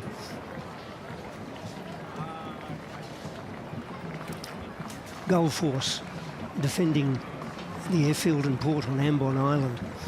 They were part of the bird forces, gull, lark, sparrow, plover, and the other forces that defended part of the Malay Peninsula, part of the Malay barrier that was going to prevent the Japanese from coming all the way to Australia. They were part of the 3rd Brigade of the 8th Australian Division. And Sparrow Force from Timor. They defended the island of Timor.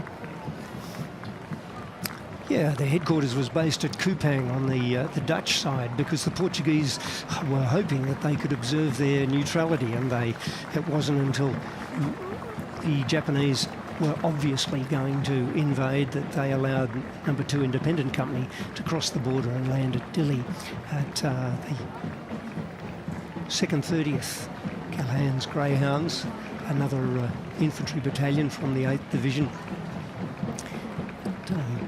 named for Blackjack Callaghan, who became a vital member of the RSL after the war. Opened a number of war memorials around New South Wales, and was absolutely devastated, never recovered from the loss of his battalion because so many of his soldiers had died on the Burma-Siam Railway. Yes, 310 men, which is an enormous loss out of a battalion.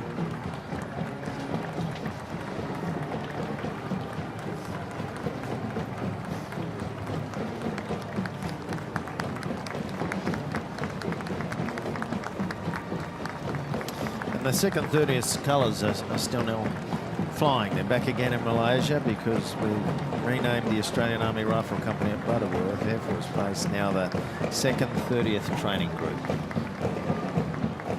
9th Australian Division, infamous the T symbol, which they changed their colour patches to T symbols after the defence of Tobruk. The 9th Division, historically the Rats of Tobruk.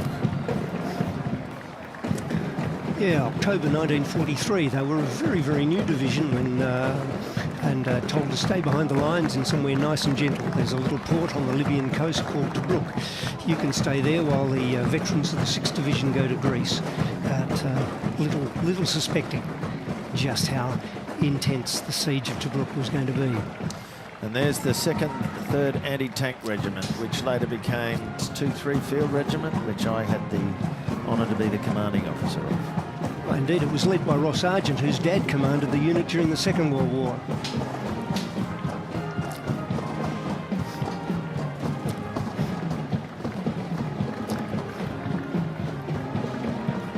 They later saw service in New Guinea, 2nd, 3rd Anti-Tank Regiment.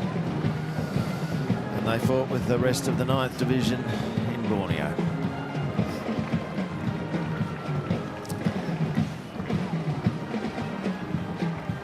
Second 4th Light Anti-Aircraft Regiment was provided the anti-aircraft support for the port of Tobruk and the gun line at Alamein.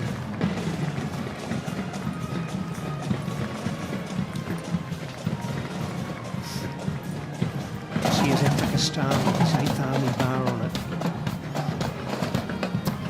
There we have the King's School Cadet Corps Band. And it's part of King's School in North Parramatta, one of Australia's oldest and largest schools. And the school's cadet corps is actually over 600 cadets strong. With the band performing at school events, Anzac Day marches and commemorations.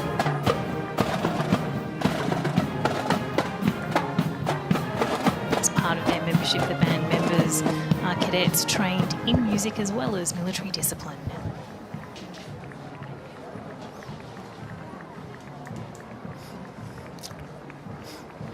Second 13th Battalion, the part of 20 Brigade, the senior brigade of the 9th Australian Division, and saw action right through the siege of Tobruk.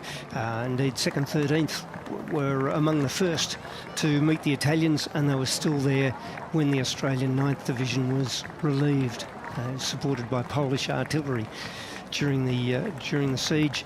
And 2nd 28th. And there's the 2nd 28th, yeah. Indeed, raised in my home state in Western Australia. I thought I'd better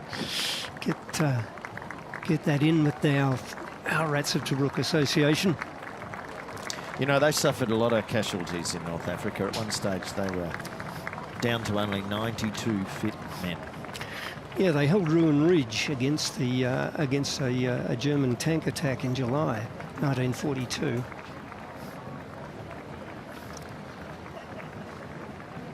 It was the gentlemen of the 9th Division that led Rommel to say to Hitler, how can you stop men that keep coming at you with only cold steel in their hands? That was the Australian soldiers of the 9th Division.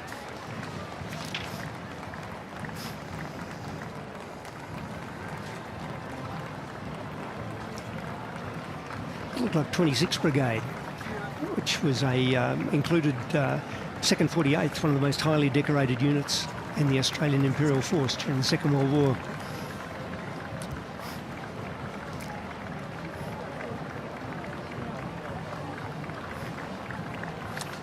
And the 2nd Australian Machine Gun Battalion, the machine gun defences of Tobruk were quite infamous. They were interlocked with the anti-tank guns, and it was because of the way that the machine guns were sighted with in sympathy with the anti-tank guns that stopped every attempt that the Germans had to try to break into Tobruk.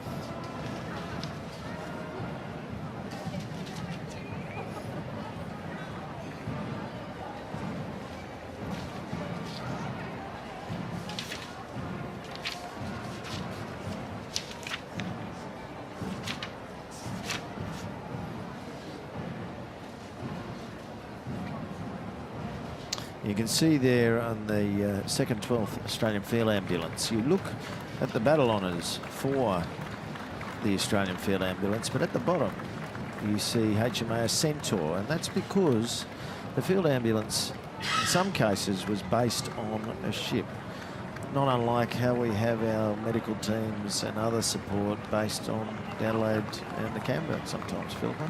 That's correct, and the Centaur most significant. She was lost at sea off the Queensland coast. Tragic loss of life.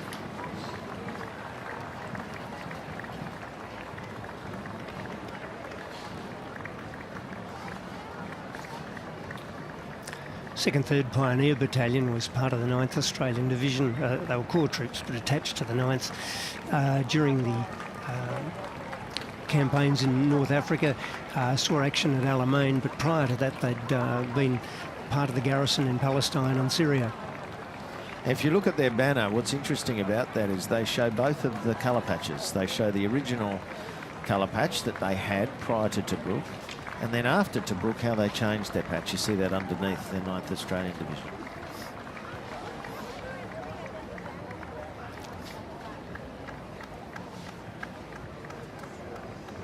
And of course, they, after Tobruk, carried that colour patch with pride all the way through. All of the units of the 9th Division did until the end of the war.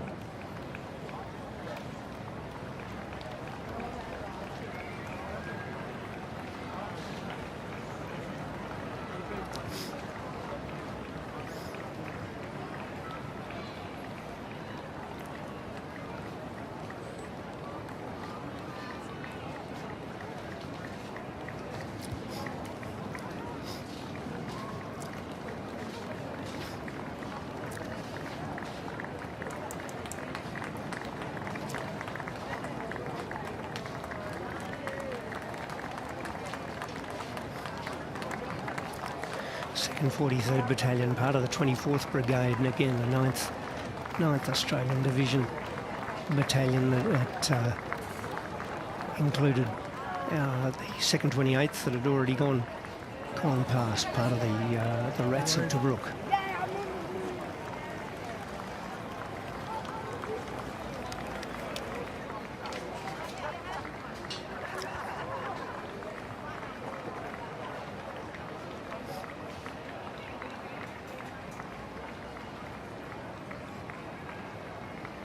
Second 4th Field Regiment, out of the 3rd Division Artillery.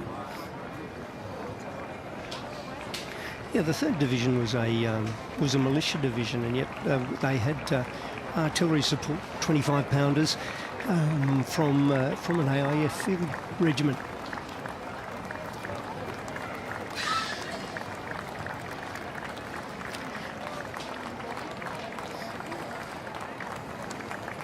Good to see the crowds are remaining strong and positive. They've been out there for over an hour and a half, and we're grateful for their support today.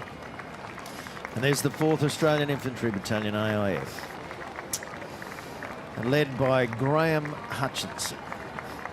And you can see ably supported by some cadets from the King's School and holding the banner.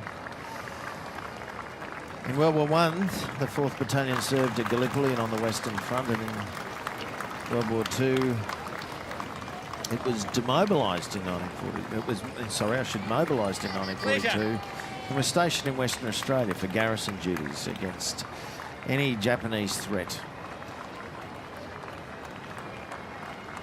In 1943, they moved to the Atherton Tablelands, reallocated to the 5th Division, and deployed to New Guinea.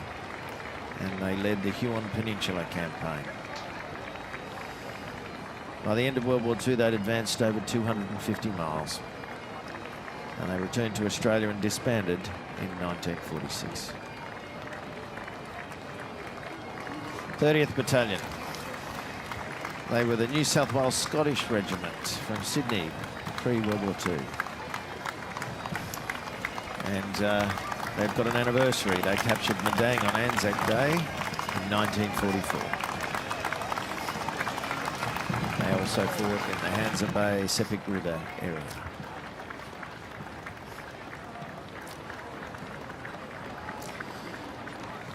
The Australian Special Wireless Group, led by Lynn Aldred, and they intercepted enemy transmissions and monitored Allied security to prevent leaks. Very much one of those sneaky Pete units created during the Second World War. They provided listening facilities from Darwin and across northern Australia, operated very closely with radar, and here we have the 8th Battalion.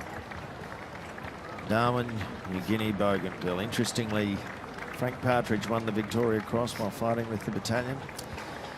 At just 20 years old, he was the youngest Australian VC recipient of World War II.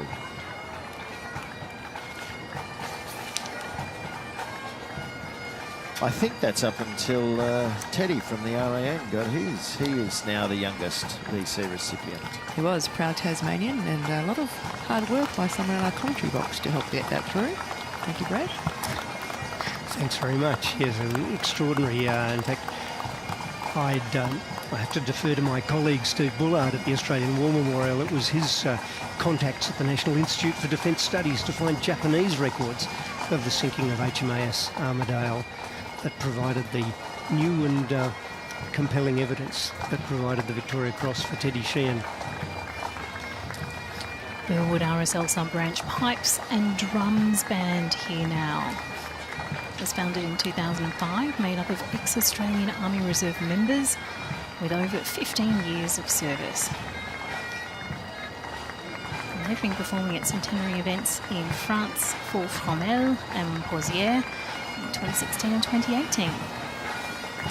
We'd missed the 5th Division marching past and carrying banner. The 5th Division, of course, served in the Great War, but was a very active militia division during the Second World War.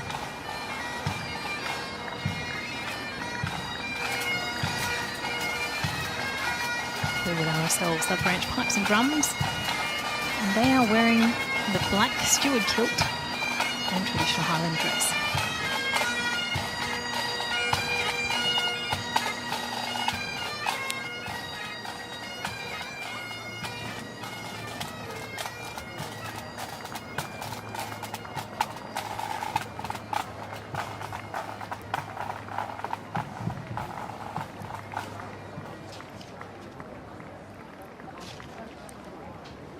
I think we just missed the Paratroopers Association. Take some special guts back there in the Second World War to throw yourself out of a completely serviceable aircraft. I think it still does today too.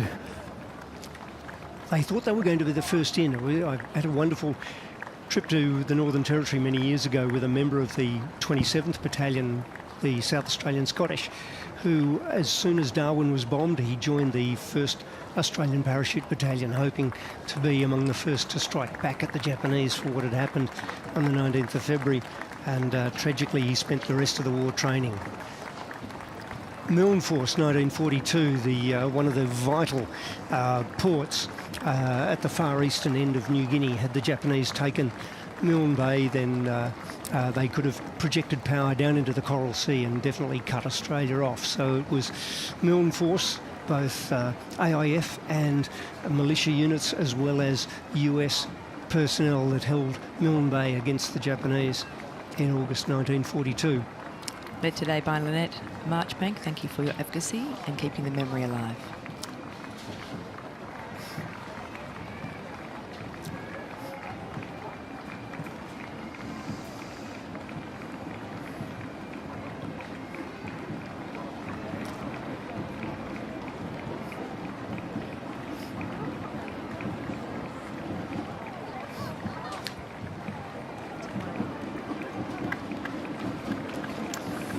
The 55th, 53rd Mice of Moresby Battalion. They're led by Peter Dowling. They were formed during the early years of World War II from surviving veterans of the 53rd Battalion, 55th Battalion and 55th, 53rd Battalion AIF. It was Mice of Moresby was a derogatory term used by Tokyo Rose to describe Australian units defending Moresby. And in true Australian form, that term became a badge of honour for the troops. They fought on the Kokoda track, suffering heavy casualties along the Sandakan track.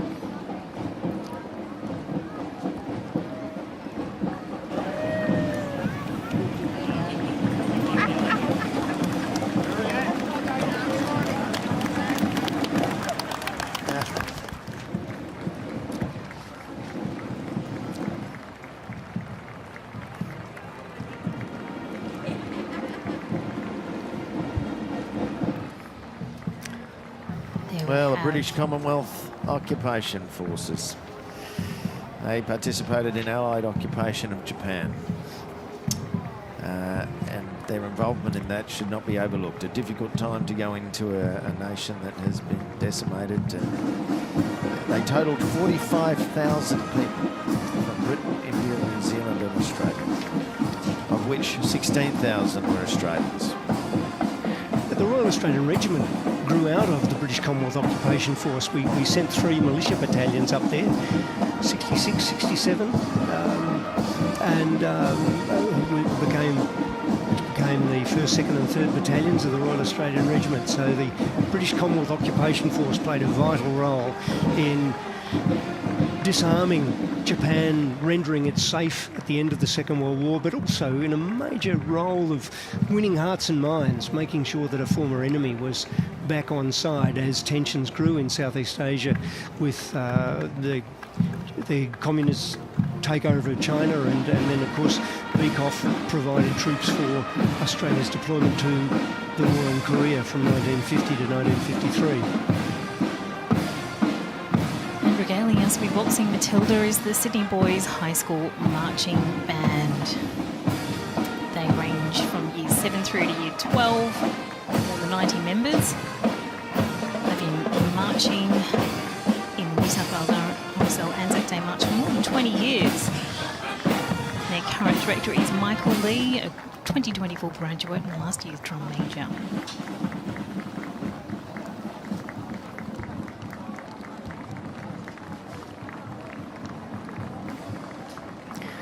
"75 years ago this year, the North Koreans invaded the South. And as we've been discussing earlier, Australia was among the first of the United Nations to deploy to the Korean War. And you can see that South Korean flag being waved by the March leader. Australia deployed all 3 of its infantry battalions between 1950 and the armistice in July 1953, and then rotated through the garrison period until 1956.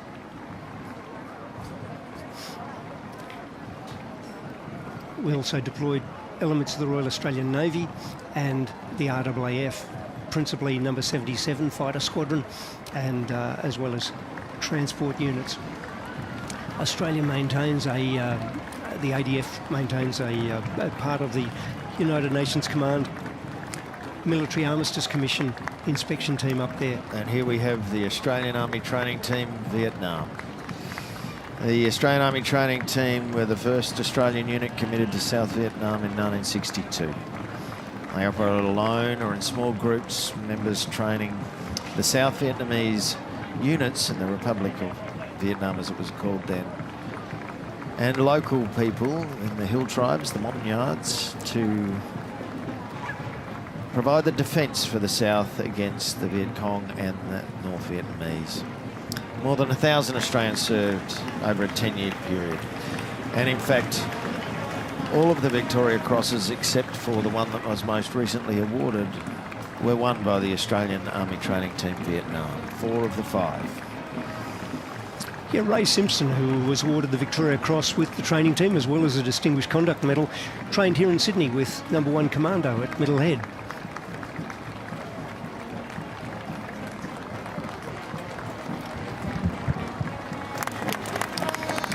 Yes, a total of 33 were killed in action, and members from the team received over 100 individual awards, including 4 Victoria Crosses.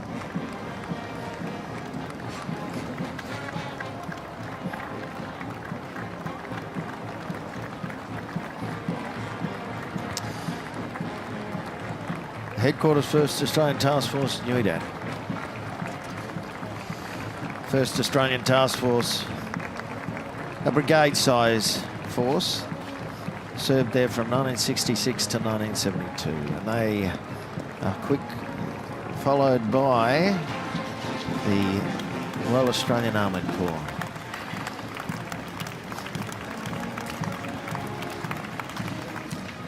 Yeah, vital tank support for the infantry battalions, all 9 Australian infantry battalions that rotated through Phuoc Tuy province from 1965 to 1971. Proudly wearing the black beret.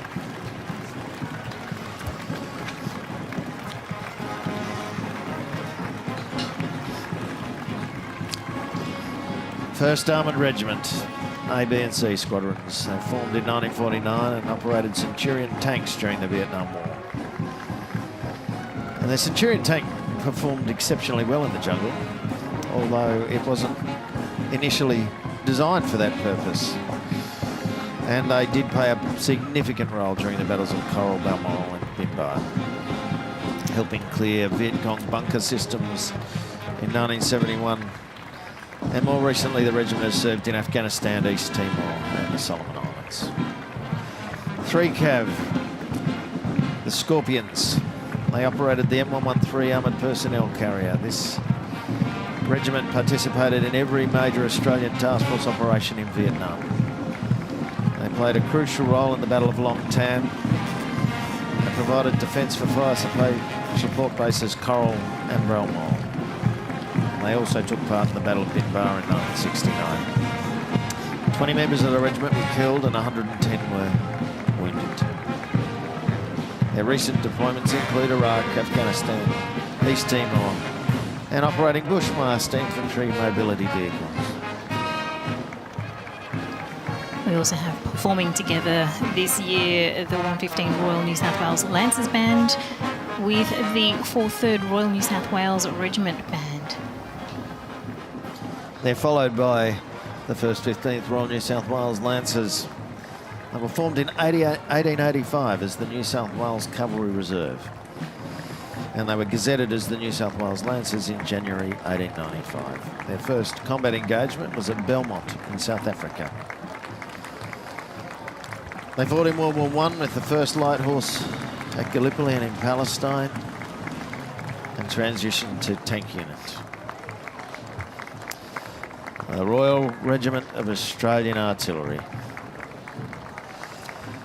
They're led by the President of the Royal Australian Artillery Association, New South Wales, Lieutenant Colonel Alain Dunant.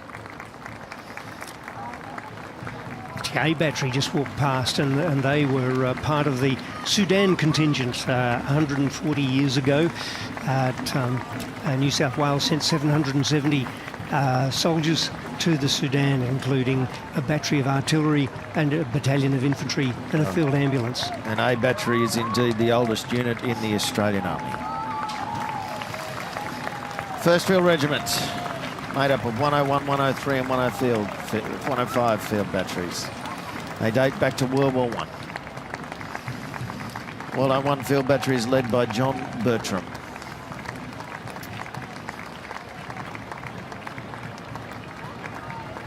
Since Vietnam, the regiment has been deployed to East Timor, the Solomon, Iraq and Afghanistan.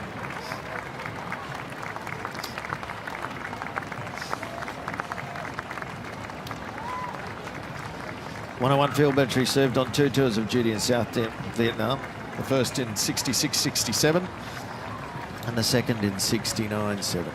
There's John Bertram. Although the battery has been part of the 4th Field Regiment in Malaysia from 1961 to 66, its parent unit during both of its tours of Vietnam was the 1st Field Regiment.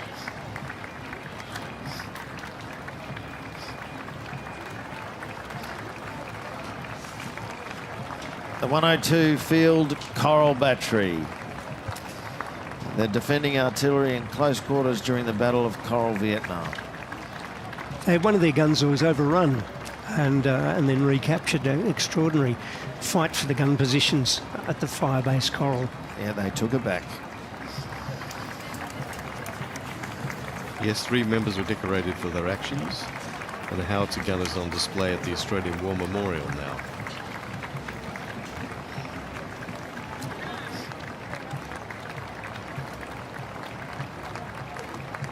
The 103 Field Battery, in over 100 years, their most significant action was at Long Tan,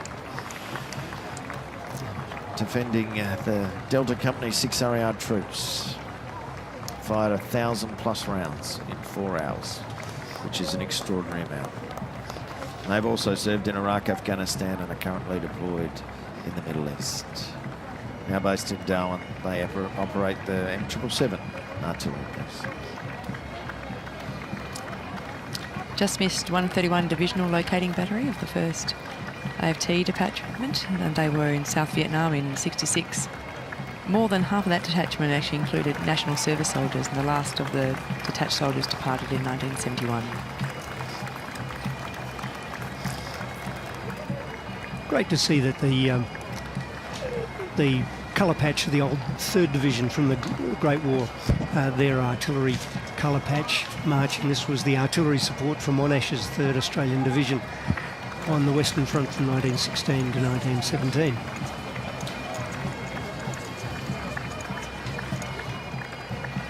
There's 7th Field Regiment, Royal Australian Artillery Association.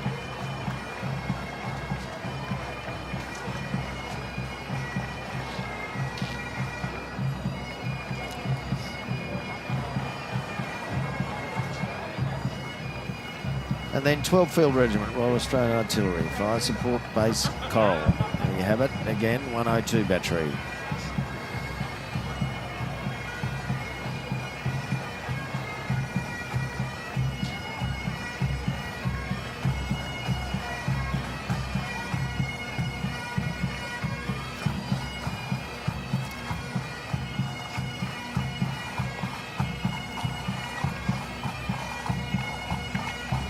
Coming through next now is the Manly Warringah Pipe Band, which is based on the northern beaches of Sydney. The band performs regularly in Sydney, interstate and even internationally, including several times at the Royal Edinburgh Military Tattoo. And right behind them, 2-3 Field Regiment, Royal Australian Artillery, my old unit. They're led by Phil Pollard. They were raised in 1948 as the 3rd Anti-Tank Regiment after they became Field Artillery in the 1950s. Obviously, they merged with what was the 2nd, 3rd Anti-Tank Regiment. They're currently assigned to 9 Regiment, Royal Australian Artillery. They have deployed to the Solomon Islands, East Timor, Iraq and Afghanistan. And they are the gun regiment that you see firing a 21 gun salute near Sydney Harbour on Australia Day for the Australia Day salutes. They do that in unison with 7th Field Regiment. Of course, they are now 2-3 Field Battery and 7th Field Battery.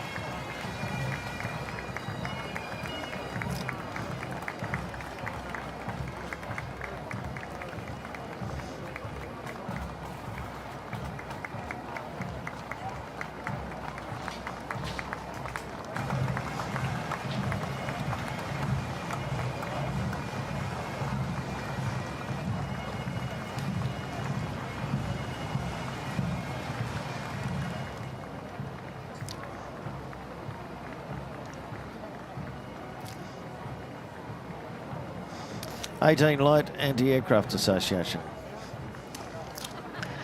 As part of our national service commitment during when national service was reintroduced in 1951, we formed infantry, artillery and armoured units, and the 18th Light Anti-Aircraft Battery was training at North Head in Sydney to provide an anti-aircraft capability among our national servicemen at the height of the Cold War. And they eventually were absorbed into 23 Field Regiment in 1974 after the anti-aircraft training ceased. Yeah, artillery have a great history in Australia. You know, in 1870 the British Army left, but the Australian colonists always asked, "Can you leave your gunners behind?" Same with the engineers. The Royal Australian Engineers. Engineers have the same motto as artillery, ubique, which means everywhere. That is their battle honour. The reason they do that is they go everywhere, just like the artillery. They're led by Brigadier Brendan Casey, AM.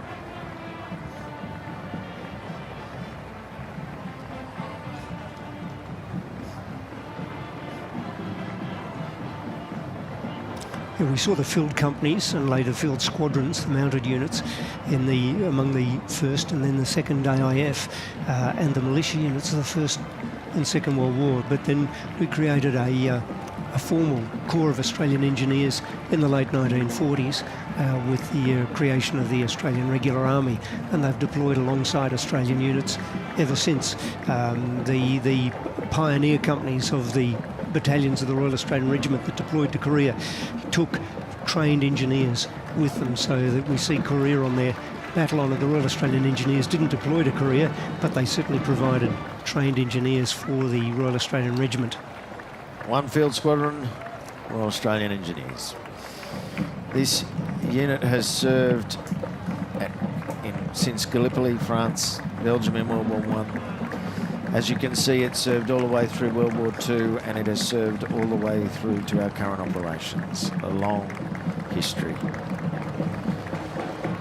Now referred to as the 1st Combat Engineer Regiment. Known as tunnel rats, they performed extraordinary tasks in Vietnam, descending into tunnels armed with only a pistol and a torch.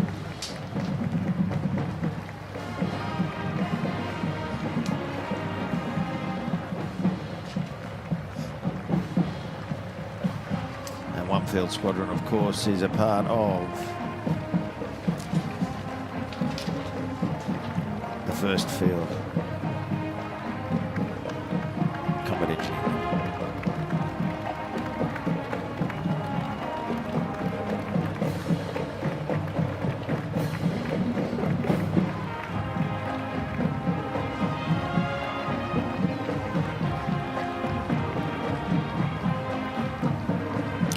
Tunnel rats, much like our paratroopers, our submariners, define ordinary Australians doing extraordinary things. Absolutely. Yes, I mean, fancy operating in confined spaces with minimal equipment and crawling into tunnels to plant explosives or gather intelligence. Well, actually, they were clearing the tunnels. They weren't actually blowing them up, but in Vietnam, that is. Obviously, the tunnels in World War I did a bit of blowing up. And resplendent in their black and purple, we have the New South Wales Public Schools Millennium Marching Band. They were formed all the way back in 2000 for the Sydney Olympics.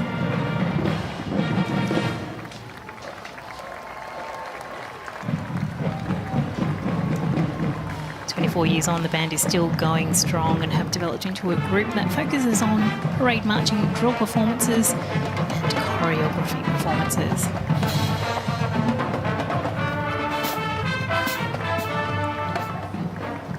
And they certainly have a very Australian repertoire for us this Anzac morning.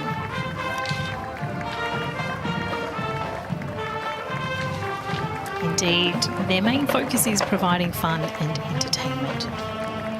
I'm sold. I'm in. Takes me back to school band days.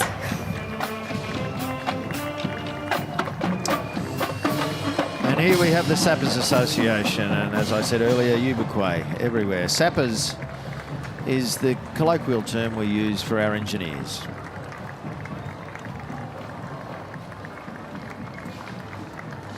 They're followed by 17 Construction Squadron Association. There's about 100 of those marching, with Warrant Officer Class 2 Simon LaBelle as the Vice President of the Association will do it. And for those that can remember, there used to be a hardware ad, that little bear will fix it, and of course their motto is a little bear will support you.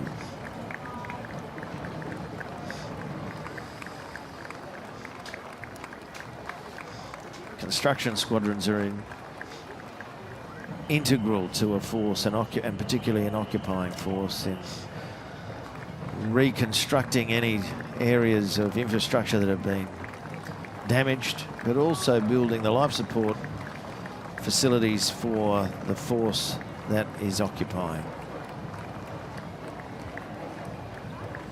And indeed, during peacekeeping operations, as you'll see there with 17 Construction Squadron as part of UNTAG, they would build infrastructure and support to areas that have been war-torn as part of the United Nations peacekeeping operations. Right behind them is the Small Ships Squadron, Royal Australian Engineers, being led by David Clark. You'll see their motto. That means never be towed, which I can fully support. This was the Army's, well, Navy, their trucks on the ocean, getting them as landing ships between 1959 and 1971, and they saw active service up in Borneo and South Vietnam. Indeed, our Army is rekindling its own Navy, and we're getting a whole heap of new landing ships to keep an eye on so that we can manoeuvre seamlessly around the region.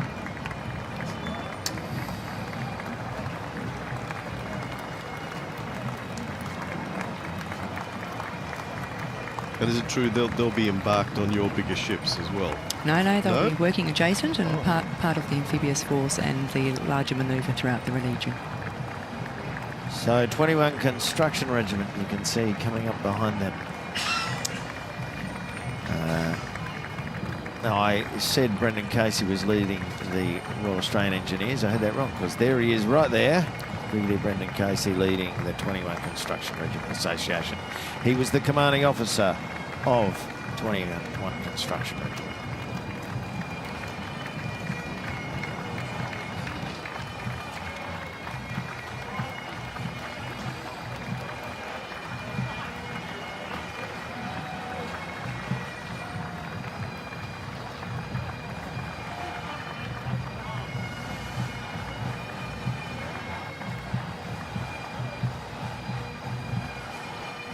Royal Australian Survey Corps.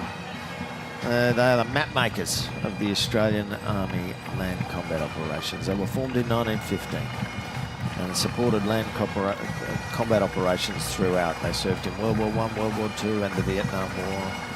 They deployed overseas for aid programs in Papua New Guinea, Indonesia and Southwest Pacific. They were disbanded in 1996 and their duties integrated into the Royal Australian Engineers.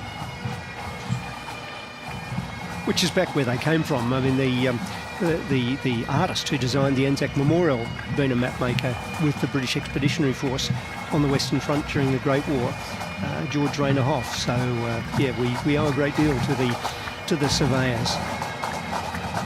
The Kokoda Trail, Wally Doig was one of from the first Australian survey, was one of the first that made it a navigable supply route to the Battle of the Beachheads.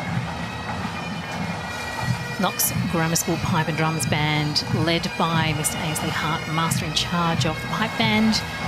Now one of Australia's top juvenile pipe bands with 360 students involved all the way from prep through to senior school.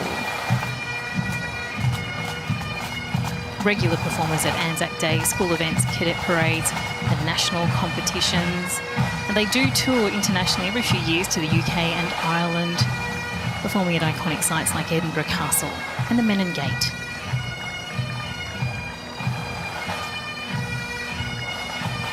The band was established in 1946 with just 9 boys and 4 bagpipes. The band wears McPherson tartan. And the Royal Australian Regiment Association, led by Brigadier Malcolm Wells, DSC AM, retired. He's the president of their association now. They were formed in 1948 from units serving in the occupying force of Japan. About 65,000 men have served. There was 9 battalions at its height, and over 260 members have lost their lives on active duty. 3 battalions served in the Korean War, the 1st, the 2nd and the 3rd. And there is the 1st Battalion Royal Australian Regiment, nicknamed the Big Blue One. Served in Korea, Malaya, Vietnam. Was first to deploy in 1965 and saw the first major engagement at the Battle of Hobo Woods. Later deployments included Rhodesia, Fiji, Somalia, Solomon Islands, East Timor, Iraq and Afghanistan. Somalia, of course, led by its CO at the time, previous Governor-General David Hurley. 2nd Battalion, 2 RAR. The men in black. Second to none. They served in Korea, Malaya and Vietnam as an Anzac battalion with the New Zealand forces. Fought the last major battle of the Korean War, the Battle of the Hook, was defended by 2nd Battalion and, of course, 3 RAR. Old Faithful, 3 RAR. Called Old Faithful because it was the only battalion to serve for the duration of the Korean War. It's led by Lieutenant Colonel Nick Welsh, DSC. First Australian unit of the Australian Regular Army to earn a battle honour, the Battle of Kapyong, on this day in 1951. Actually, it was yesterday. The 24th is Kapyong, and that's when they celebrate it. That's their 23rd to the 24th of April 1941. 3 RAR defended the road to Seoul, and then performed with a 2nd battle honour for Mariang San in October of 1951.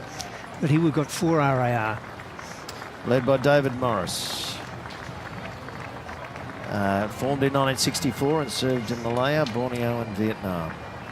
Fought 2 North Vietnamese Army battalions in the Battle of New Le, 1971. 5 Australians were killed there.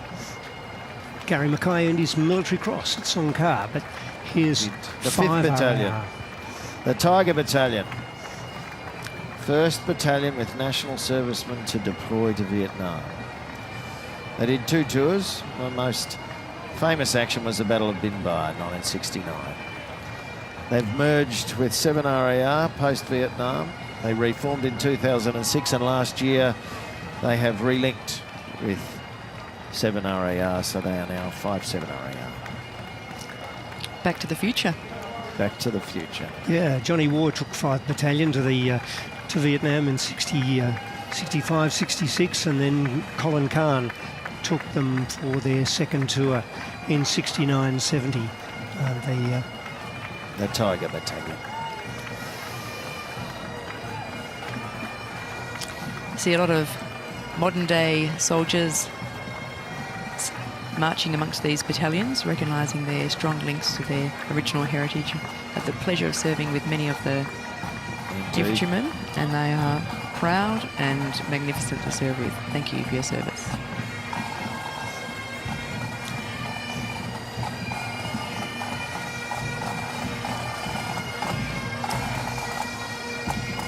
Hornsby RSL Pipe Band and Hills District Pipe Band. They are combining for the march this year. Both bands have been serving the community for more than 55 years. 6th Battalion, Royal Australian Regiment. Famous for the Battle of Long Tan, but of course it did 2 tours in Vietnam. 18 Australians were killed in action at Long Tan, Delta Company. They've deployed to East Timor, Solomon Islands, Iraq and Afghanistan, and Corporal Daniel Kieran awarded the Victoria Cross for actions in Afghanistan more recently. The Blue Heeler cattle dog is their mascot.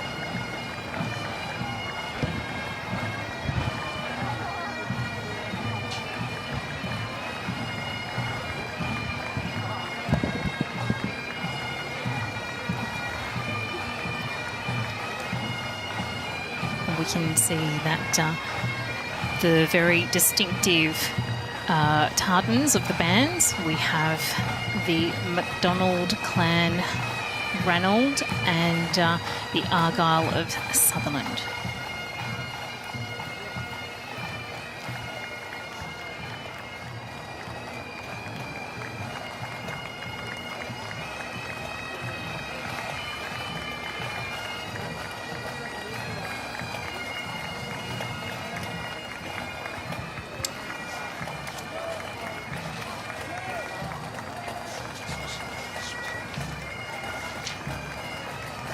There you go, 2 brothers in arms. Not sure who's holding who there, but they'll both make it to the end of the parade. They sure will.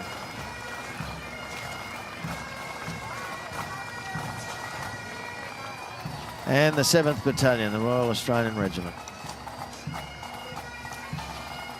The pigs. The boar is their symbol. In Vietnam, they fought the longest sustained attack fought by Australians during that war in Operation Coburg. As I said earlier, they've now been relinked with 5 RAR, 5-7, and they're based in Darwin. They also have seen service in every theatre since Vietnam, Timor-Leste, Iraq, East Timor, Solomons, Afghanistan. 8 RAR. Now, they were raised in 1966. They served 18 months in Malaysia. They deployed to Vietnam in 1969 and awarded the Vietnamese Cross of Gallantry. Yeah, they fought their way into the Long Hai as the first unit to have done so even before the Japanese. The Grey 8.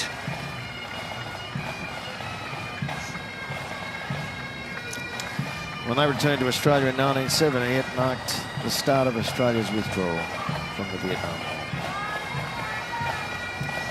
St George and Sutherland Scottish Pipe Band.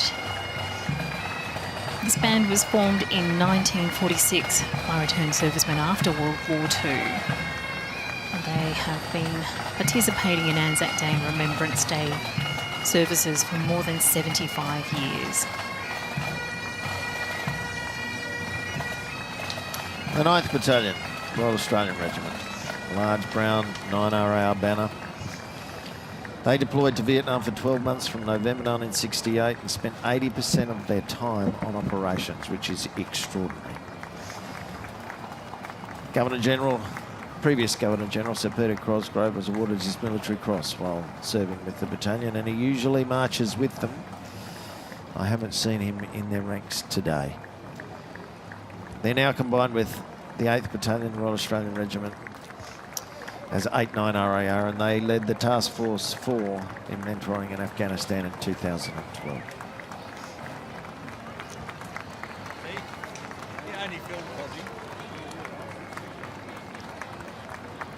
Doug McGrath proudly marching today.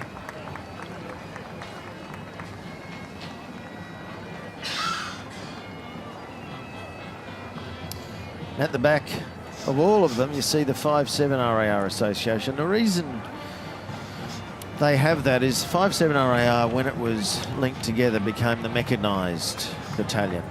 At the time, we have more mechanized battalions now. Yes, I spent a few weekends in the back of a 5.7 M113 being thrown around. They demonstrated how robust the vehicle was and how flexible I was.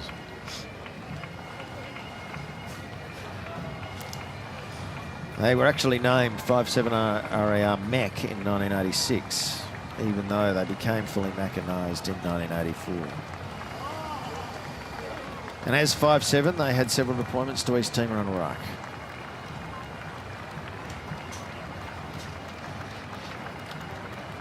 And I suppose their association will have new significance as we now have new soldiers who will be 5-7 RAR as well. The Royal New South Wales Regiment, a regiment of New South Wales. Lineage back to World War I, but predominantly a CMF regiment. They weren't known as the Royal New South Wales Regiment until, I think, the 1950s. Is that correct? Brad? Yeah, look, the 1st Regiment New South Wales Defence Force from 1885. But yeah, the title Royal New South Wales Regiment, I think you're right. 1950s sometime. We'll get someone to fact check that. I'll leave that up to you. You're the historian.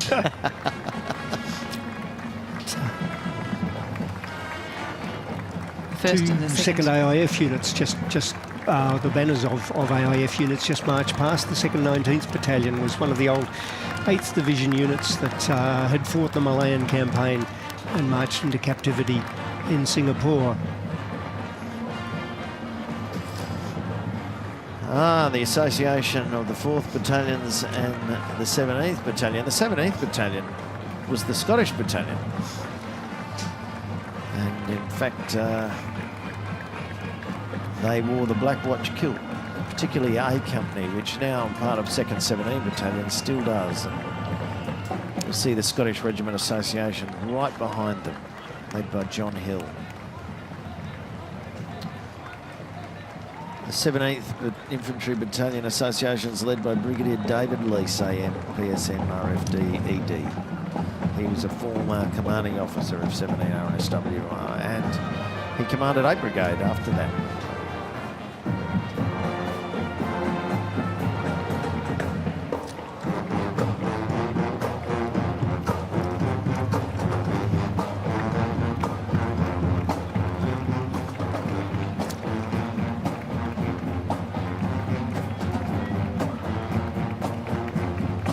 Oh, there's David now, indeed. There he is, yeah.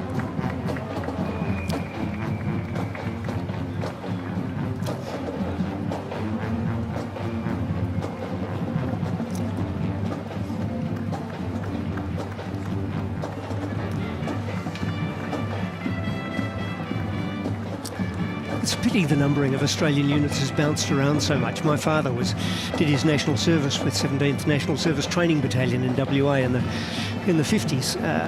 You know, and yet it's a New South Wales unit. Why can't we stick and create these traditions? But anyway, that's and now you can see a double diamond in the distance. So obviously the independent companies are coming up.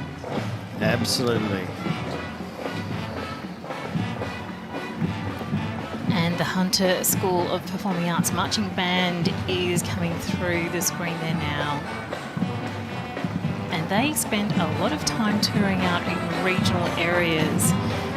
Recently having spent some time at Lightning Ridge, Rowena and Murrurundi. They've also spent time out in drought and flood affected communities.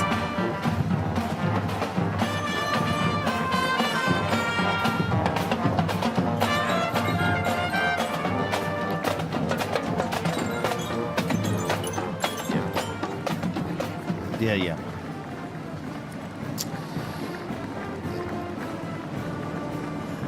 Oh, here we have Z Special Force and the Australian Commando Association. Their green berets sticking out clearly, and the gentleman directly behind them, 1st Commando Regiment, with their badge Strike Swiftly. Special Z Force, obviously, great history. World War II. Yeah, Z Special Unit was a training facility, training commandos for operations deep behind enemy lines. It never deployed as a known force, but it trained units for the CEMET operations in Borneo and similar covert operations in the Netherlands East Indies.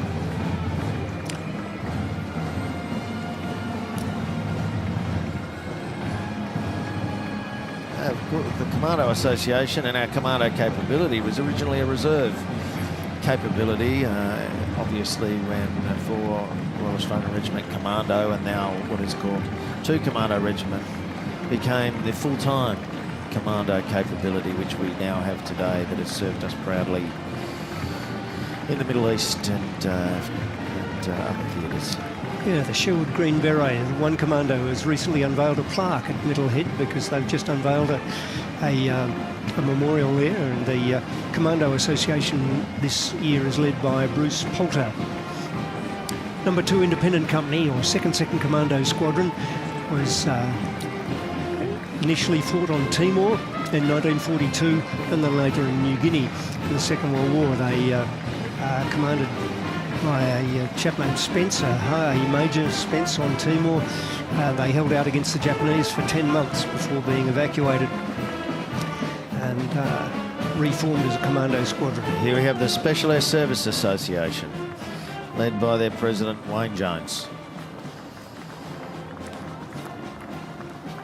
A sandy beret and their famous hat badge with the mottos, "Who dares wins."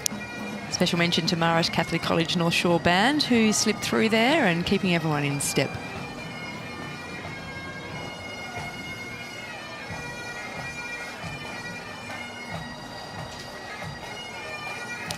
And here we have 161 Independent Reconnaissance Flight, reconnaissance pilots.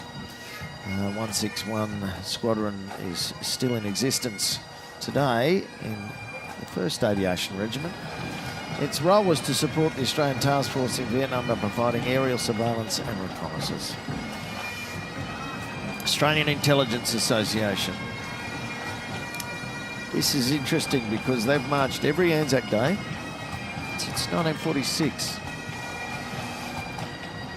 They've served in World War I, World War II, Korea, Malaya, Vietnam, and nearly all the modern ADF ops.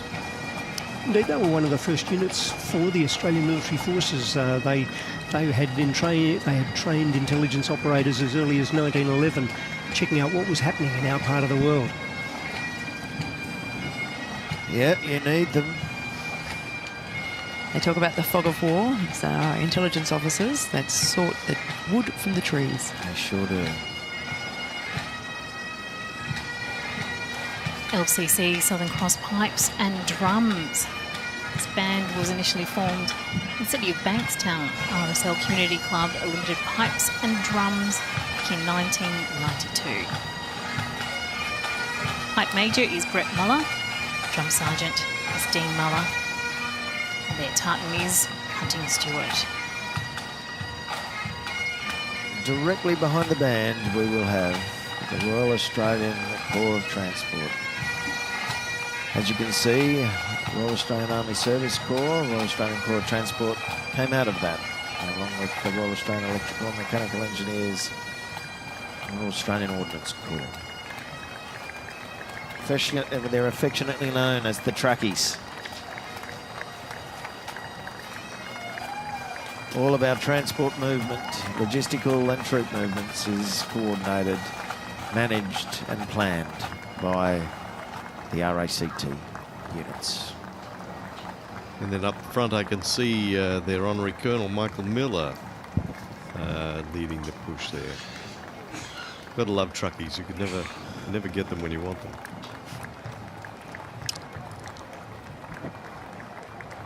That was a Rafi that said that. The truckies listening. I'm holding my comment. Yeah.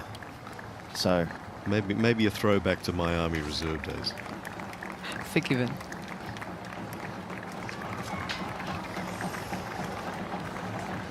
They've always been there when I needed them.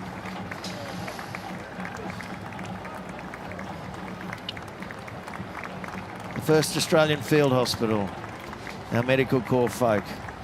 Field hospitals provide important integral support to all us, the field ambulance. Without these people in the field supporting us, keeping us going, often at the very front of the combat operations, we're unable to do what an army needs to do. And it's worth noting that for a lot of our deployments, both past and present, that the medical support and the doctors, nurses and other clinicians are often reservists and will put on their uniform and deploy willingly and set up in most austere conditions to be able to deliver the highest quality medical services available in the field. We need to rely on our reservists because a lot of those specialist skills are not resident in the permanent forces either. So reserve forces being integrated is essential on operations. The Royal Australian Army Catering Corps, the cooks, the people that keep us fed. And they came into their own. We realised their value when we deployed to Timor. Our catering capability had been reduced, and we saw how important it was to have uniformed cooks with us to ensure that we're enabled. Provost, the military police. I saw a previous Provost Marshal, Lieutenant Colonel Frank Brown. There he is to the right of the banner, marching along with the MPs.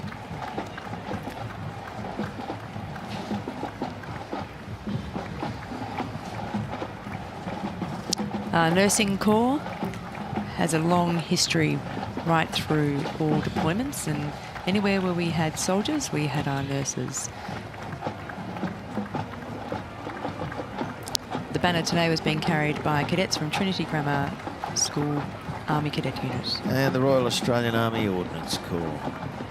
Motto to the warrior, his arms, and indeed that's who they are. They provide us with the bullets, the beans, all of our equipment and our uniforms. Everything we need as soldiers are provided by the Ordnance Corps.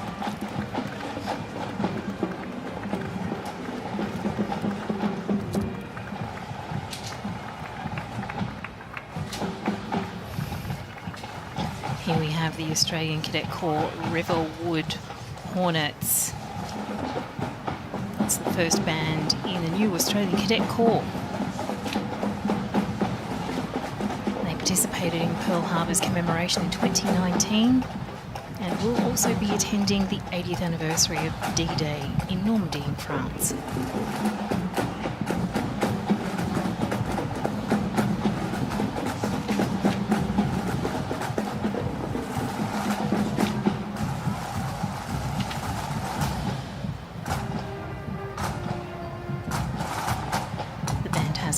Internationally, Japan and Denmark at the World Association of Marching Show Bands, and they've won bronze medals in both competitions.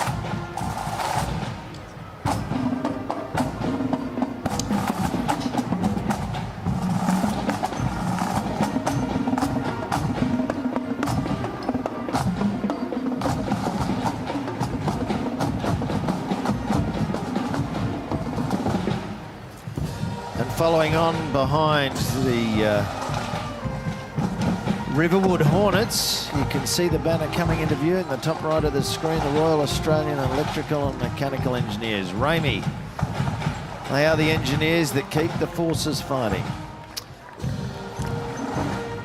They use engineers who work on our electronics and our mechanical equipment. They fix our trucks, they fix our vehicles, they keep our weapons firing and operational. They also keep the electronics in all of our digital equipment going. They've served alongside our forces in every theatre of war, and indeed they're crucial to our logistical support to our fighting forces. The RAME contingent today is led by Lieutenant Colonel Kerry Tunbridge, retired, who joined as a vehicle mechanic apprentice.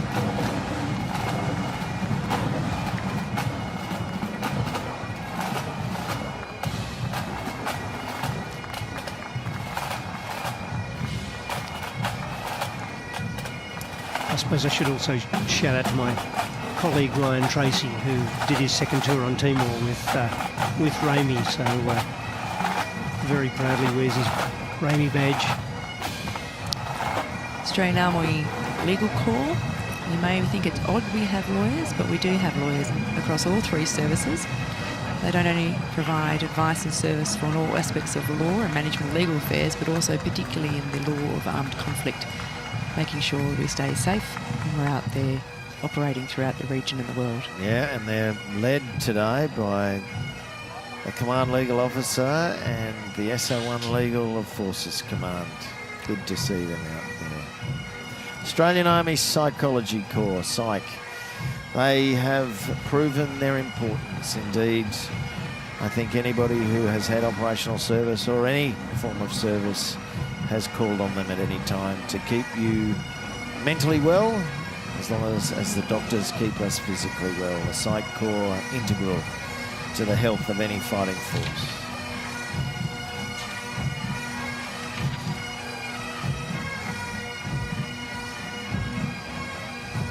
There we see the Scots College Old Boys Pipes and Drums. Now includes over 500 boys who are learning or playing bagpipes. Students can voluntarily join and often commit for 5 to 6 years. And incidentally, piping or drumming can also be studied as a 2-unit music subject for the HSC. They have a long history of performing at national and international events.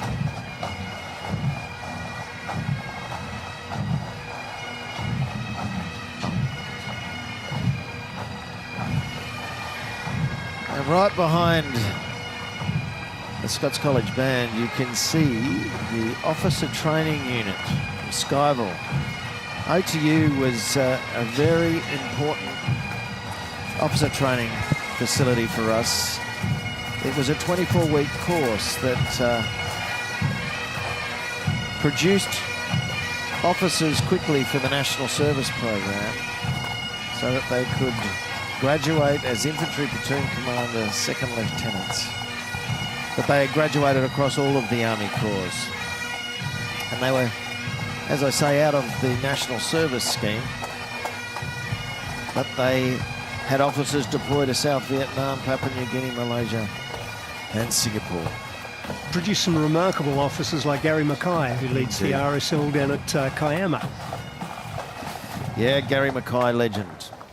In fact, his novel, In Good Company, or I should say his autobiography or biography of In Good Company, is a great account of his time at Skyville and his time in Vietnam as a platoon commander.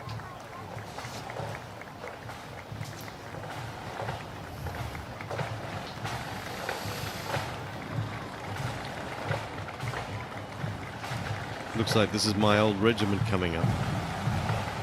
Sydney University Regiment. Yeah, one of the oldest continuous serving units in the Australian Army. Its role is to train officers for the part-time component of the Australian Army. And this year marks its 125th anniversary. The regiment was raised at Sydney University on the 17th of November 1900 as the University Volunteer Rifle Corps.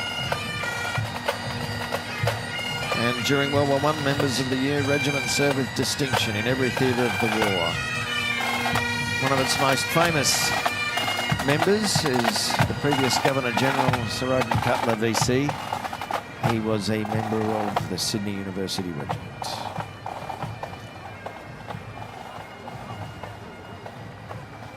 Yeah, the Sydney University Scouts was the name of the Sydney University Regiment prior to the Great War, and they've got a wonderful website called Beyond 1914, and very remarkable the spread of veterans of Sydney University and the units that they went into, and the honours and awards that they earned during the Great War.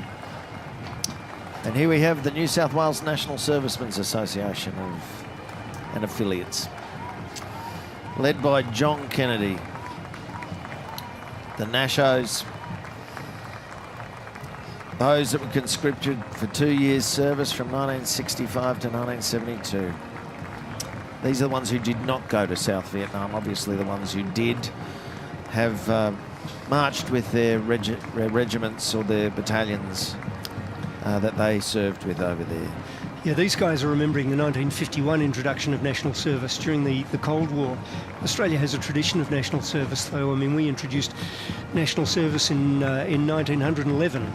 So from the age of 12 till the time you were in your mid-20s, you had a part-time but compulsory military commitment. But these guys, 51 to 59, was a 4-month full-time and then 6 years in the militia, and during the height of the Cold War. Never deployed overseas, but often many of those who got their first taste of time in uniform transferred into the Royal Australian Regiment or the Australian Regular Army.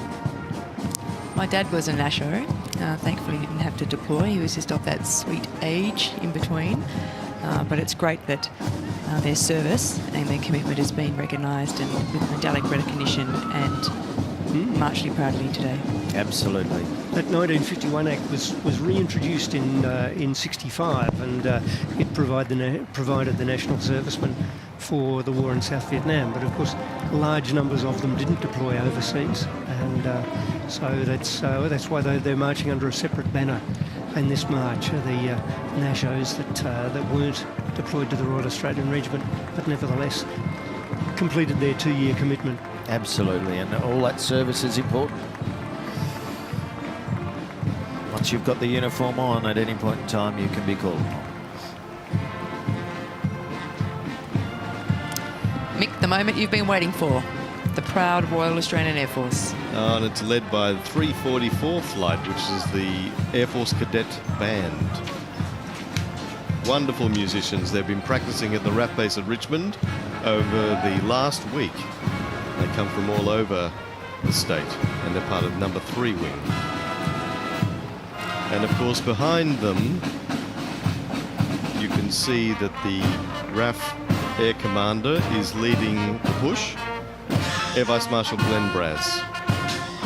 And he's accompanied by Warrant Officer Steve Weaver, Flight Lieutenant Dominic Nantes, the ADC to the Air Commander. And you can just see them coming into view now. Air Vice Marshal Glenn Braz, Air Commander, Australia. And followed by a couple of the Belgian Malinois from 22 Squadron. And 22 Squadron, City of Sydney, is an airbase operations squadron at RAF Richmond, and it's being led by Wing Commander Andrew Burke. And there are his staff, and I'm very proud to serve with those staff. You can see 3 military working dogs with their handlers. And all up today, I think there's about 80 22 Squadron staff marching. So it's a wonderful turnout. And it's great to see the Air Force Cadet, the musicians from their band, keeping them in step up the front. There's over 344 musicians in that band. Not all marching today, but gee, they sounded great. That's wonderful. 350,000 Australians have served with the RAF throughout its history, with just over 11,000 giving their lives in service. Here we have the Australian Flying Corps banner, just in front of Mr. Ron Glue, President of the RAF Association of New South Wales, and there's Secretary Karim Anwar, and I'm very pleased to serve on the Council for the RAF Association New South Wales.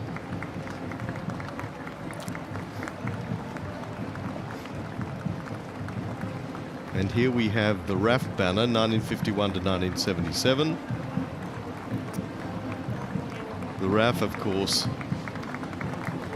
pretty much did all of the support roles until the RAF was basically conjoined with the Royal Australian Air Force.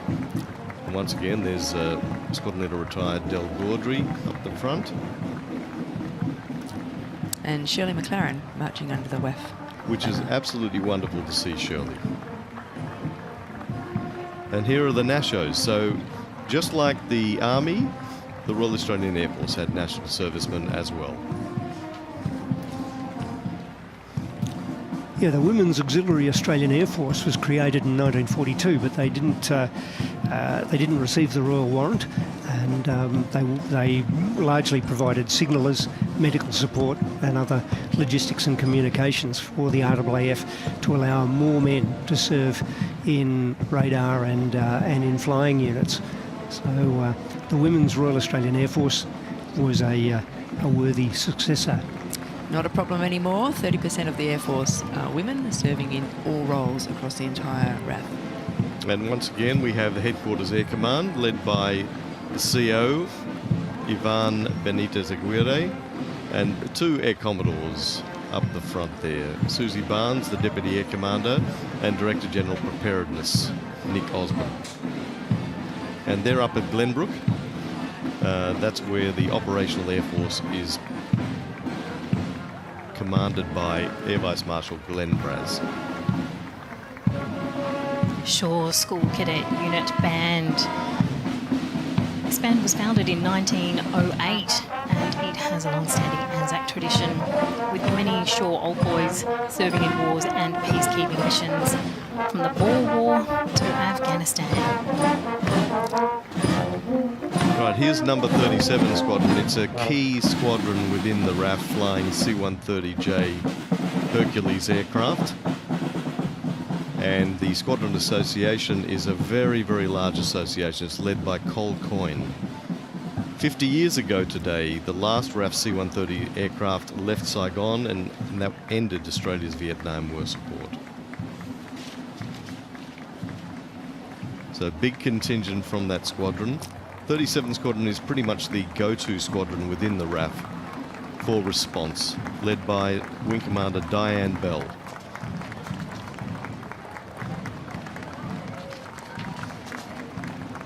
And of course the squadron is made up of a really large engineering and logistics element.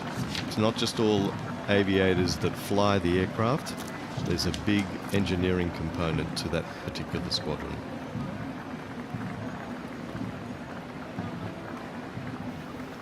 We can also see there in the bottom of frame some of the footage of the fall of Saigon. And the important role the Australian Air Force had in extracting not only our remaining Australian troops, but Australian citizens and indeed the members of our embassy. So were they part of AEST detachment? Was that AEST detachment, the last group out of the RAFies that flew out of Saigon in April 1975? Extraordinary. You know, our military commitment notionally had ended in February of '72, and then the RAAF put this scratch force together to pull Australian civilians out. Not dissimilar to what the Air Force and the Army troops did to get people out of Afghanistan just a couple of years ago. Tragically, history repeating itself. True. Now here's the famous Squadron 3 Squadron. Smaller contingent this year, as the squadron is actually exercising with the US Air Force in Nevada at present. So this is a much smaller group that are here representing that squadron. But that just proves to you that that particular squadron is a key frontline fighter role, and we're working with our allies daily. Extraordinary service from the Western Front through Bobby Gibbs's squadron in the Middle East to service in the islands and indeed in Syria in 2017. Yes, and today the squadron flies the F-35, that very loud aircraft we would have heard earlier today, from RAF Base Williamtown. And behind that banner we see number 75 Squadron. It's formed in 1942, originally flew P-40 Kitty Hawks, and they were involved in the Southwest Pacific during World War II. Re-equipped with FA-18 Hornets, and they were moved to RAF Tyndall in 1988. And they've supported peacekeeping in East Timor and combat in Iraq in 2003. Also deployed on Operation Okra 2015 to 17. And they now fly the F-35 Lightning II, based in Northern Australia. Magnificent tracking the squadrons as they evolve with the changing aircraft. Big shout out to Pete Mitchell, former commander of 75. Yes, Pete Mitchell, call sign Maverick.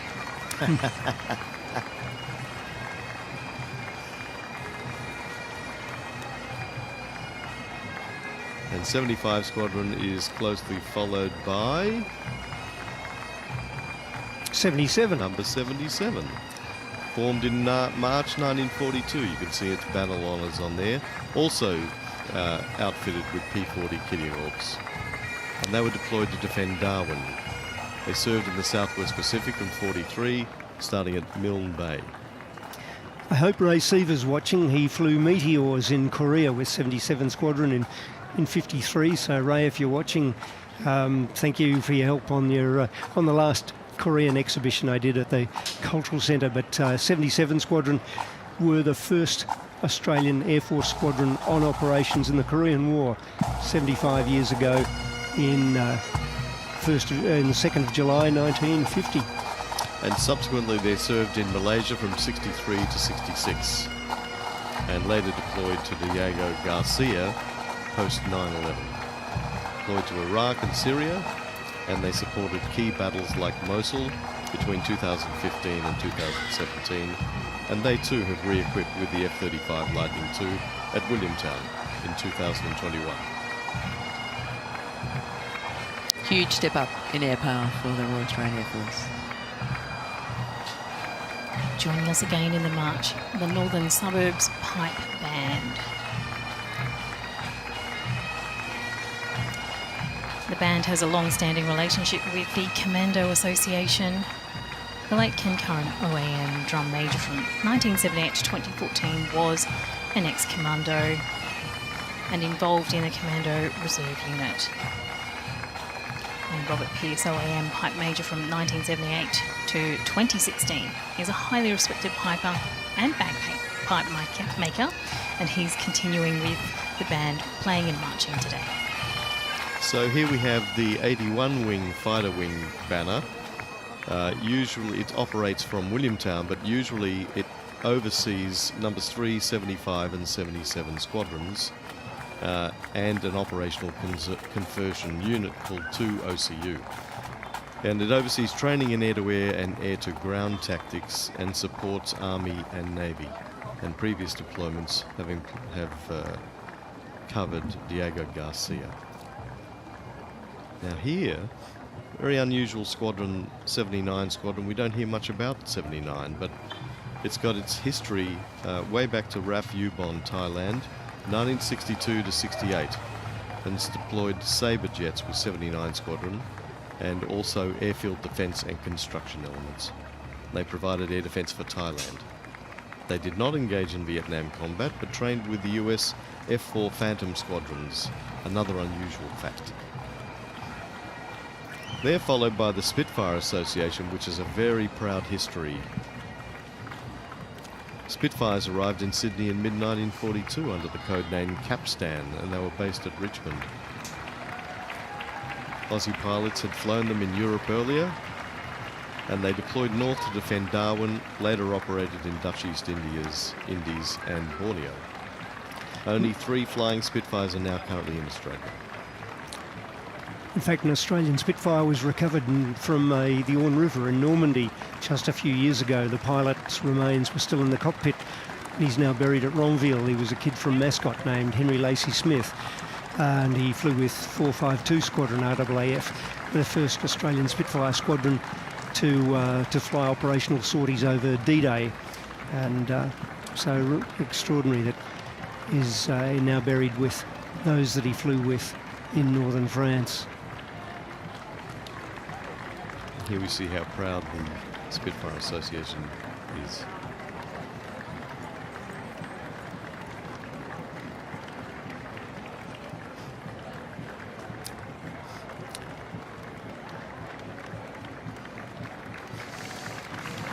Number 30 Beaufighter Squadron, another famous squadron.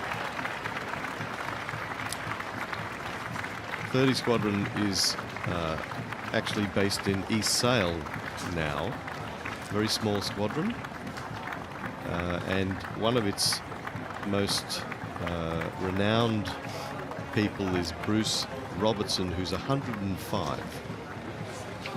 And Bruce usually takes his position in the march, but he's probably watching on, so a big shout out to you, Bruce. And Bruce is president of the 30 Squadron Association. Lovely to see the young fellow out the front clearly enjoying himself and supporting. 450 Squadron, Desert Harassers. Flew P-40s, fighter squadron in the Middle East, and then deployed to Italy.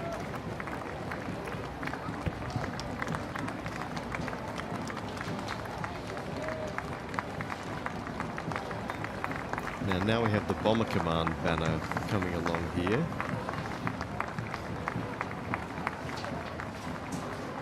So the Bomber Command is a small association underneath the RAF Association for New South Wales. So once again, very dedicated members of that association keep the memories alive.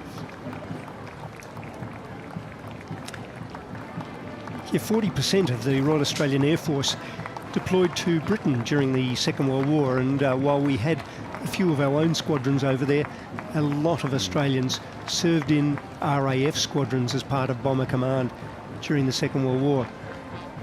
In fact, our collection manager at the Anzac Memorial, his father flew in B-25s on D-Day in an RAF number 90 squadron. So Michael, if you're watching, we remember Clem Lee on this day.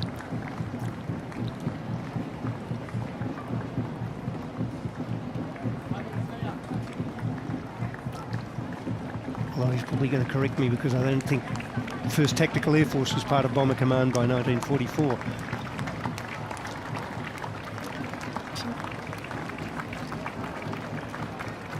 So we've got the Desert Air Force banner, 454 and 459 Squadron. You can see that it was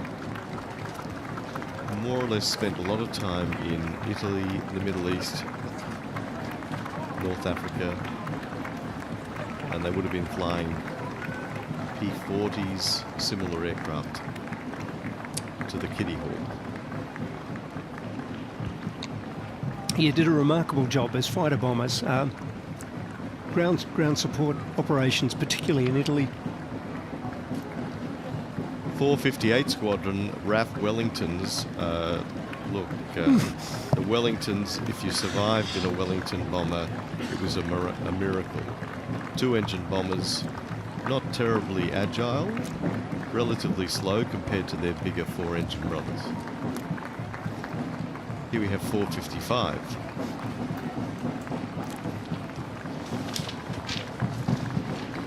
It's led by Jeff Rabel, 1st RAF Squadron in RAF Bomber Command. Originally flew Hanley Page Hamdens with number 5 group. they included the future dam busters personnel.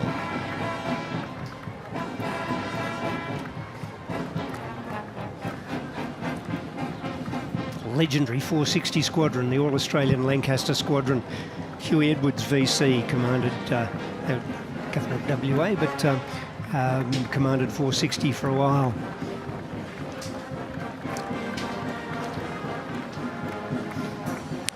Peter Firkins rode a fantastic. He was a mid-upper gunner and later a tail gunner with the squadron.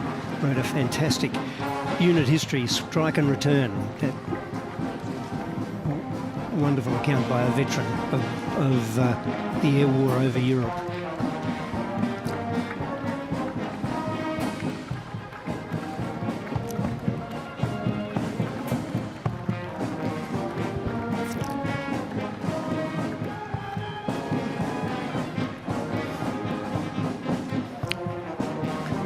Australia had a number of heavy squadrons in the as part of Bomber Command, part of that Article 15 series of 460 squadrons flying Lancasters and Halifaxes, and a dreadful casualty rate, over 60% casualties, and fighting a long way from home, but a vital role in destroying German infrastructure and morale over Right, that occupied looks Europe. like Joy Moffat, who just passed us, 97 years of age. It's wonderful to see her. Great shout out to her. So 463. I think we've seen 463, 467 Squadron's banner. They were based at Waddington and they flew Lancaster bombers over Germany, France and Norway. Over 6,000 sorties and nearly 1,000 aircrew were lost, sadly. And just behind them we have the 4th, 3rd Battalion Royal New South Wales Regiment Band.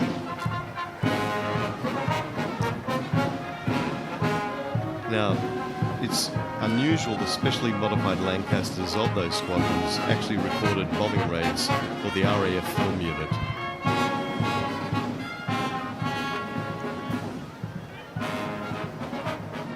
Now we've got the banner of has the Sunderland on the banner coming That's up? right, it'd be 463 Squadron.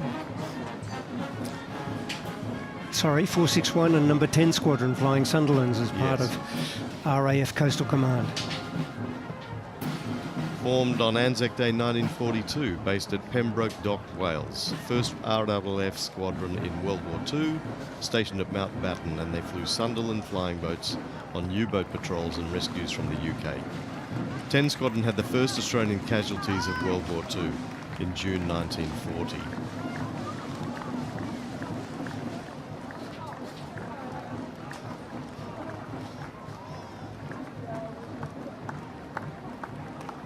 And here's the Catalina Squadron coming up.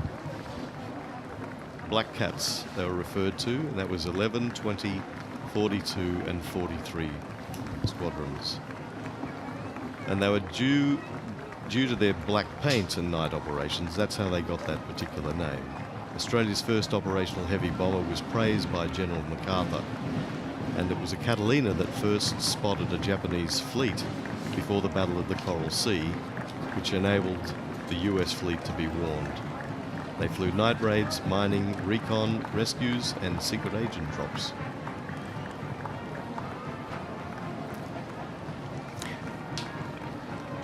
Cats were also used in the Double Sunrise Club, and they'd keeping the Empire Air Route open from the Swan River to Trincomalee in Ceylon.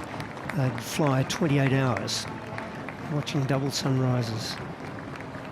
Now here's Skippy Squadron, and Skippy Squadron is pretty unusual because it's the ex-Qantas members who flew 707s into Vietnam and basically ferried troops into Vietnam so that they could actually begin their tours. Skippy Squadron were all pretty much unprepared for what they were going to sort of see and hear. And it's a great experience that they actually are there marching now.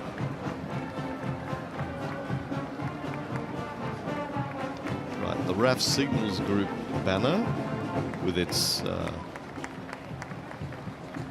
Borneo, Southeast Asia, Pacific area, Europe, Great Britain among its battle honours.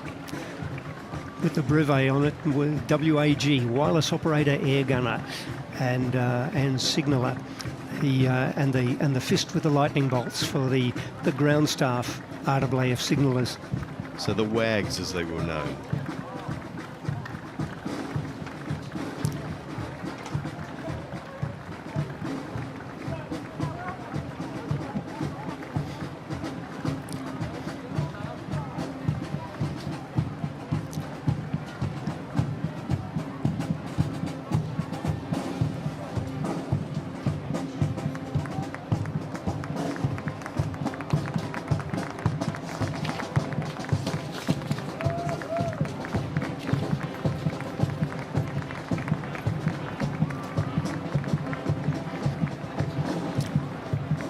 Here comes the Castle Hill Band. I think they're doing their second lap. Thank you very much. That's right, marching again. Musical director for the band is James Bryce. The band enjoys the support of Castle Hill RSL. Brings the combined efforts of the Northwest Wind Instrument Band.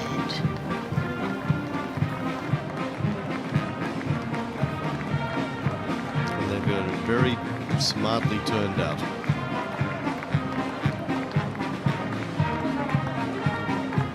I can assure you, maintaining white trousers is no easy task.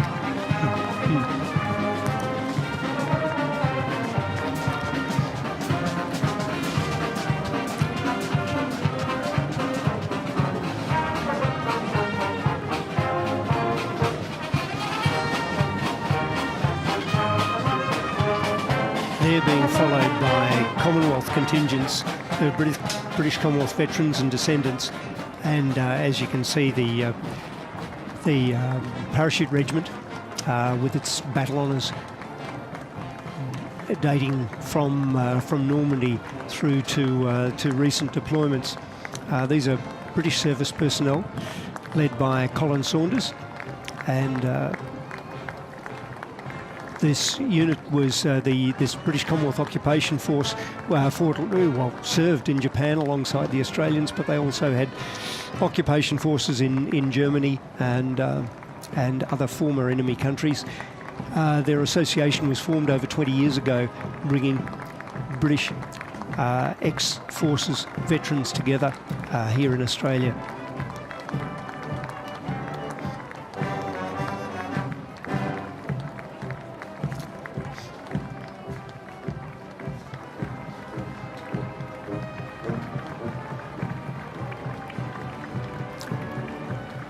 Very proud group of individuals there, supported by the Army Cadets.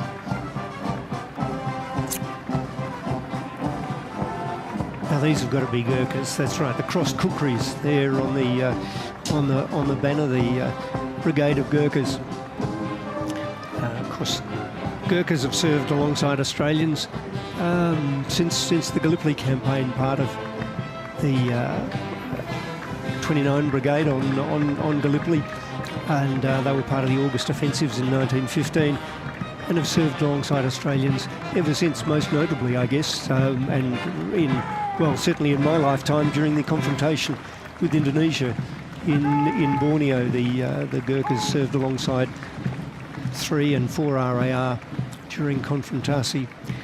The Cyprus Regiment, Cypriots for Anzacs, remembering an association that we've had with Cyprus as an island as part of the British Empire, as serving alongside Australians during the Second World War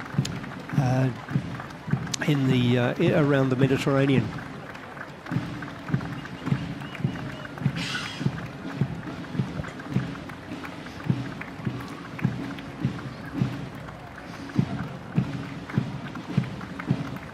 Over 30,000 Cypriots volunteered in the Second World War, serving with Australian and Greek forces.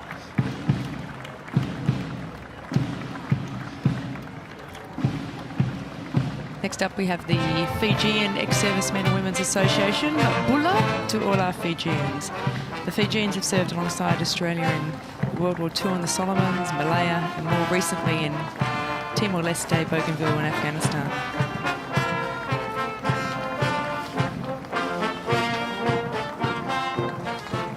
Indeed, we get a lot of lateral transfers from Fiji into the Australian Army.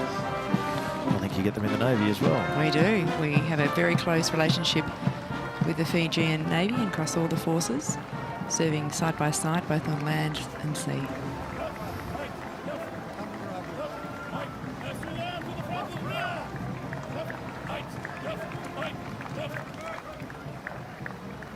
Yes, my friend, Squadron Leader Rapelli Navalu, who's a chief, he actually marches with that particular contingent as well.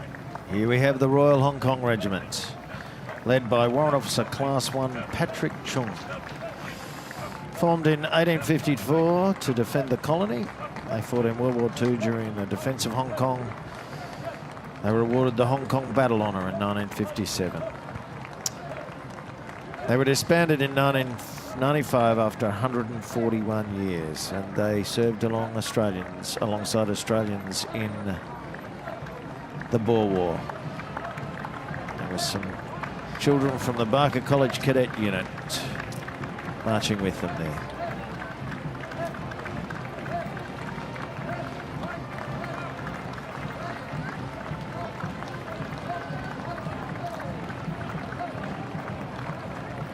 Next up, the Indian Defence Force veterans of New South Wales, led by Colonel Joe Matthews. You can see a range of service there on their banner, but most importantly, the 29th Infantry Brigade fought alongside the Anzacs in the August offensive down in Gallipoli. The very first battle honour awarded in Sydney was for the Battle of Seringapatam in 1799. O'Connell's 73rd Regiment, the regiment that Macquarie had brought out to restore order after the Rum Rebellion, had come pretty much straight from India. So we have a long association with conflict in the subcontinent and service alongside the British Army in India and the Indian Army. And that continues today across all three services. There's the Rhodesian veterans. Obviously Rhodesia now called Zimbabwe.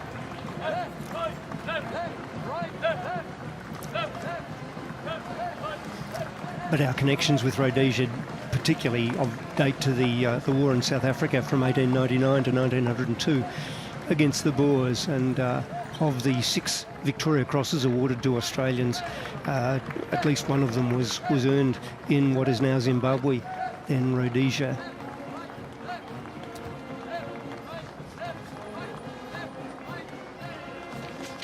The Sikh regiments, the Sikh Council of Australia. Sikhs culturally have a great warlike culture. They pride themselves on being great fighters. Notice the ADF allows Sikhs to wear turbans as part of their uniform. Yes. They have done for many, many years. All headwear associated with all religions and cultures is now permitted in the ADF. Absolutely.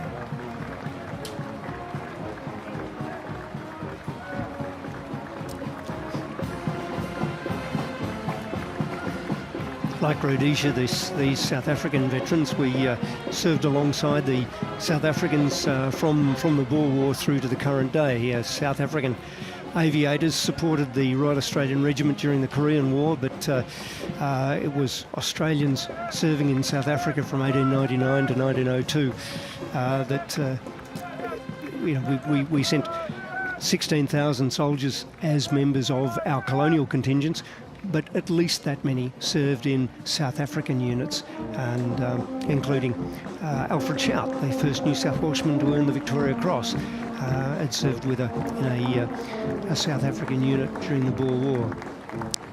And Malo Elele, welcome to the Tongan Ex-Service Association. Formed in 2019 and includes men who served in the Solomon Islands as part of Ramsey, and all from His Majesty's Armed Forces Tonga. And we've also been over in Iraq and Afghanistan. In fact, you'd be surprised how many nations the Tongan forces have been deployed to.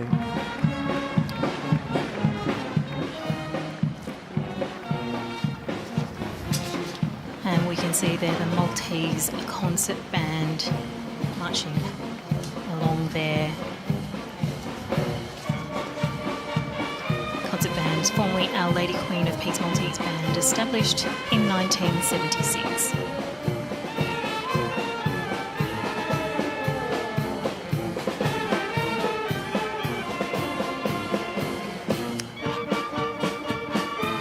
The Maltese Ex-Servicemen's Association slipped in there behind the band.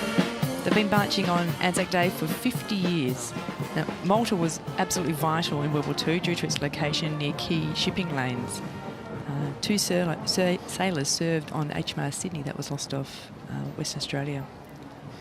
Malta itself, as a nation, was awarded the George Cross for bravery during the siege. Indeed, and you can actually see the veterans there wearing the George Cross.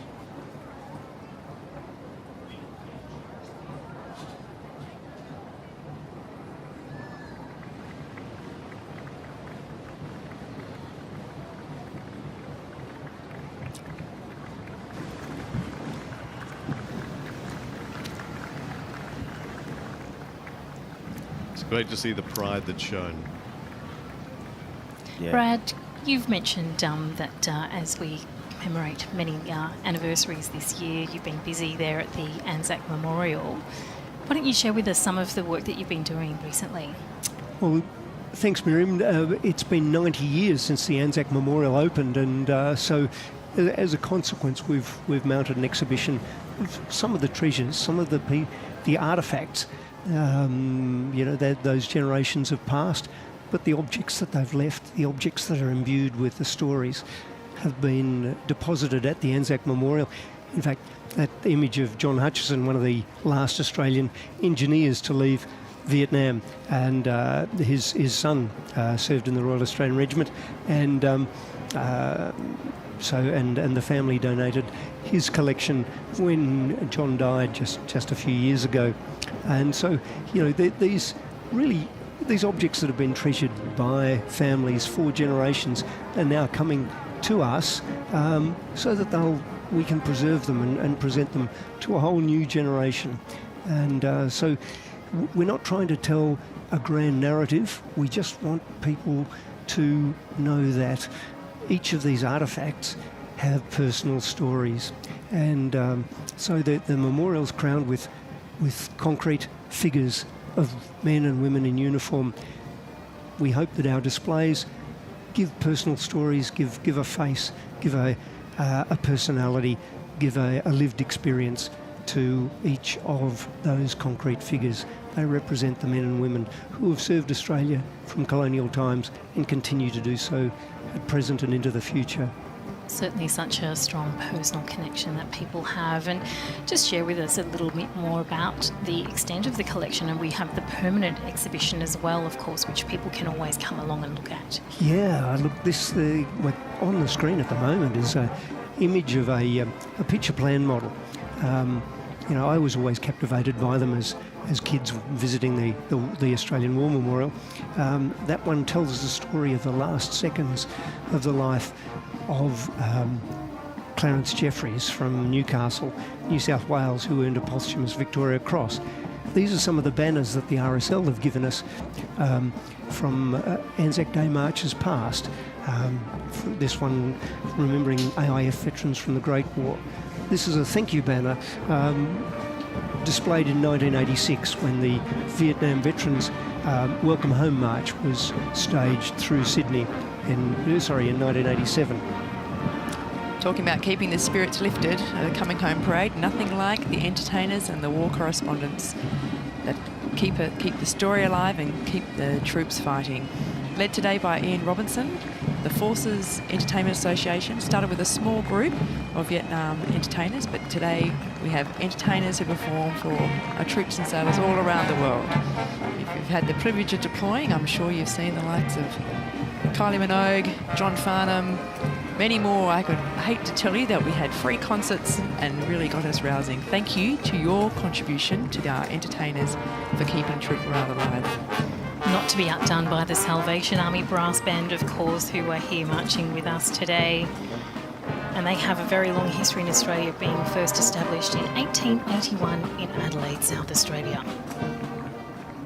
And also, some people may not know this, but some of the military bands, our own ADF bands, have also deployed to various theatres and actually played concerts in those theatres to entertain everyone.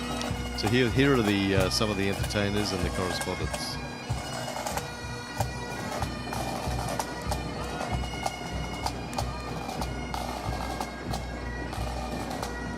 Having war correspondents with us and or just covering military operations is really important. It's important to get the stories home, let the families know what's going on, but also for the rest of Australia so they understand what it is, where we are and what we're doing.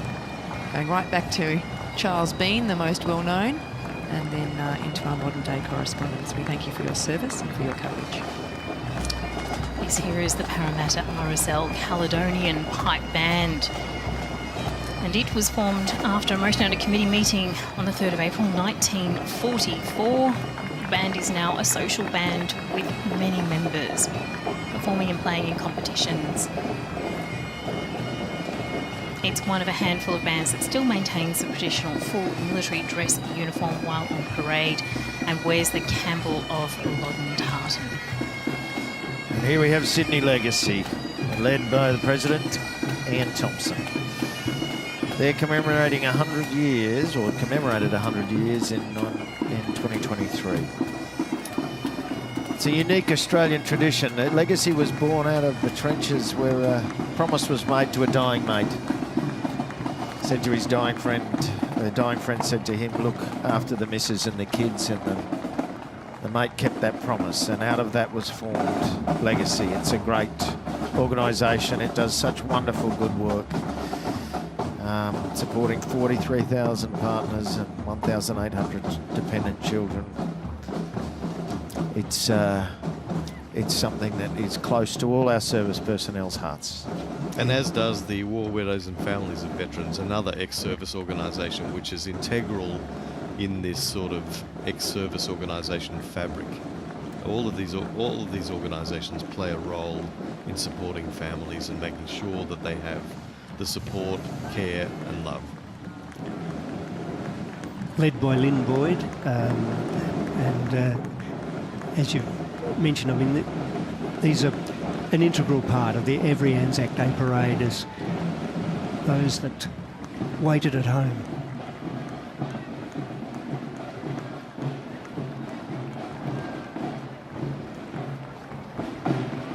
Descendants of the war veterans. And they're marching since 2011. Being kept in step by the Homebush High School Drum Corps. Yeah, this grew out of this desire for a memorial on the parade on Anzac Parade in Canberra. And as I mentioned earlier, 16,000 Australians deployed as part of our colonial contingents, but Australia federated during the Boer War, and so the last units to deploy in 1902 were Australian Commonwealth Horse.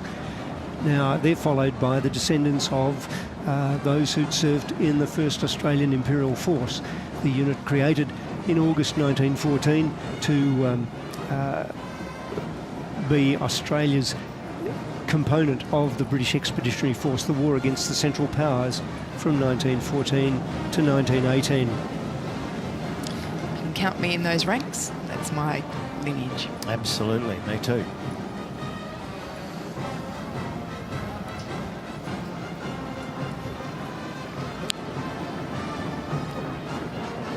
My grandfather served in the Italian army from 1915 to 1919. And this is where we will be leading our viewers on ABC TV, but our live coverage will be continuing of the 2025 Anzac Day March on ABC iView, so you can continue watching there as we will shortly be going live to the Gallipoli Dawn service at Anzac Cove.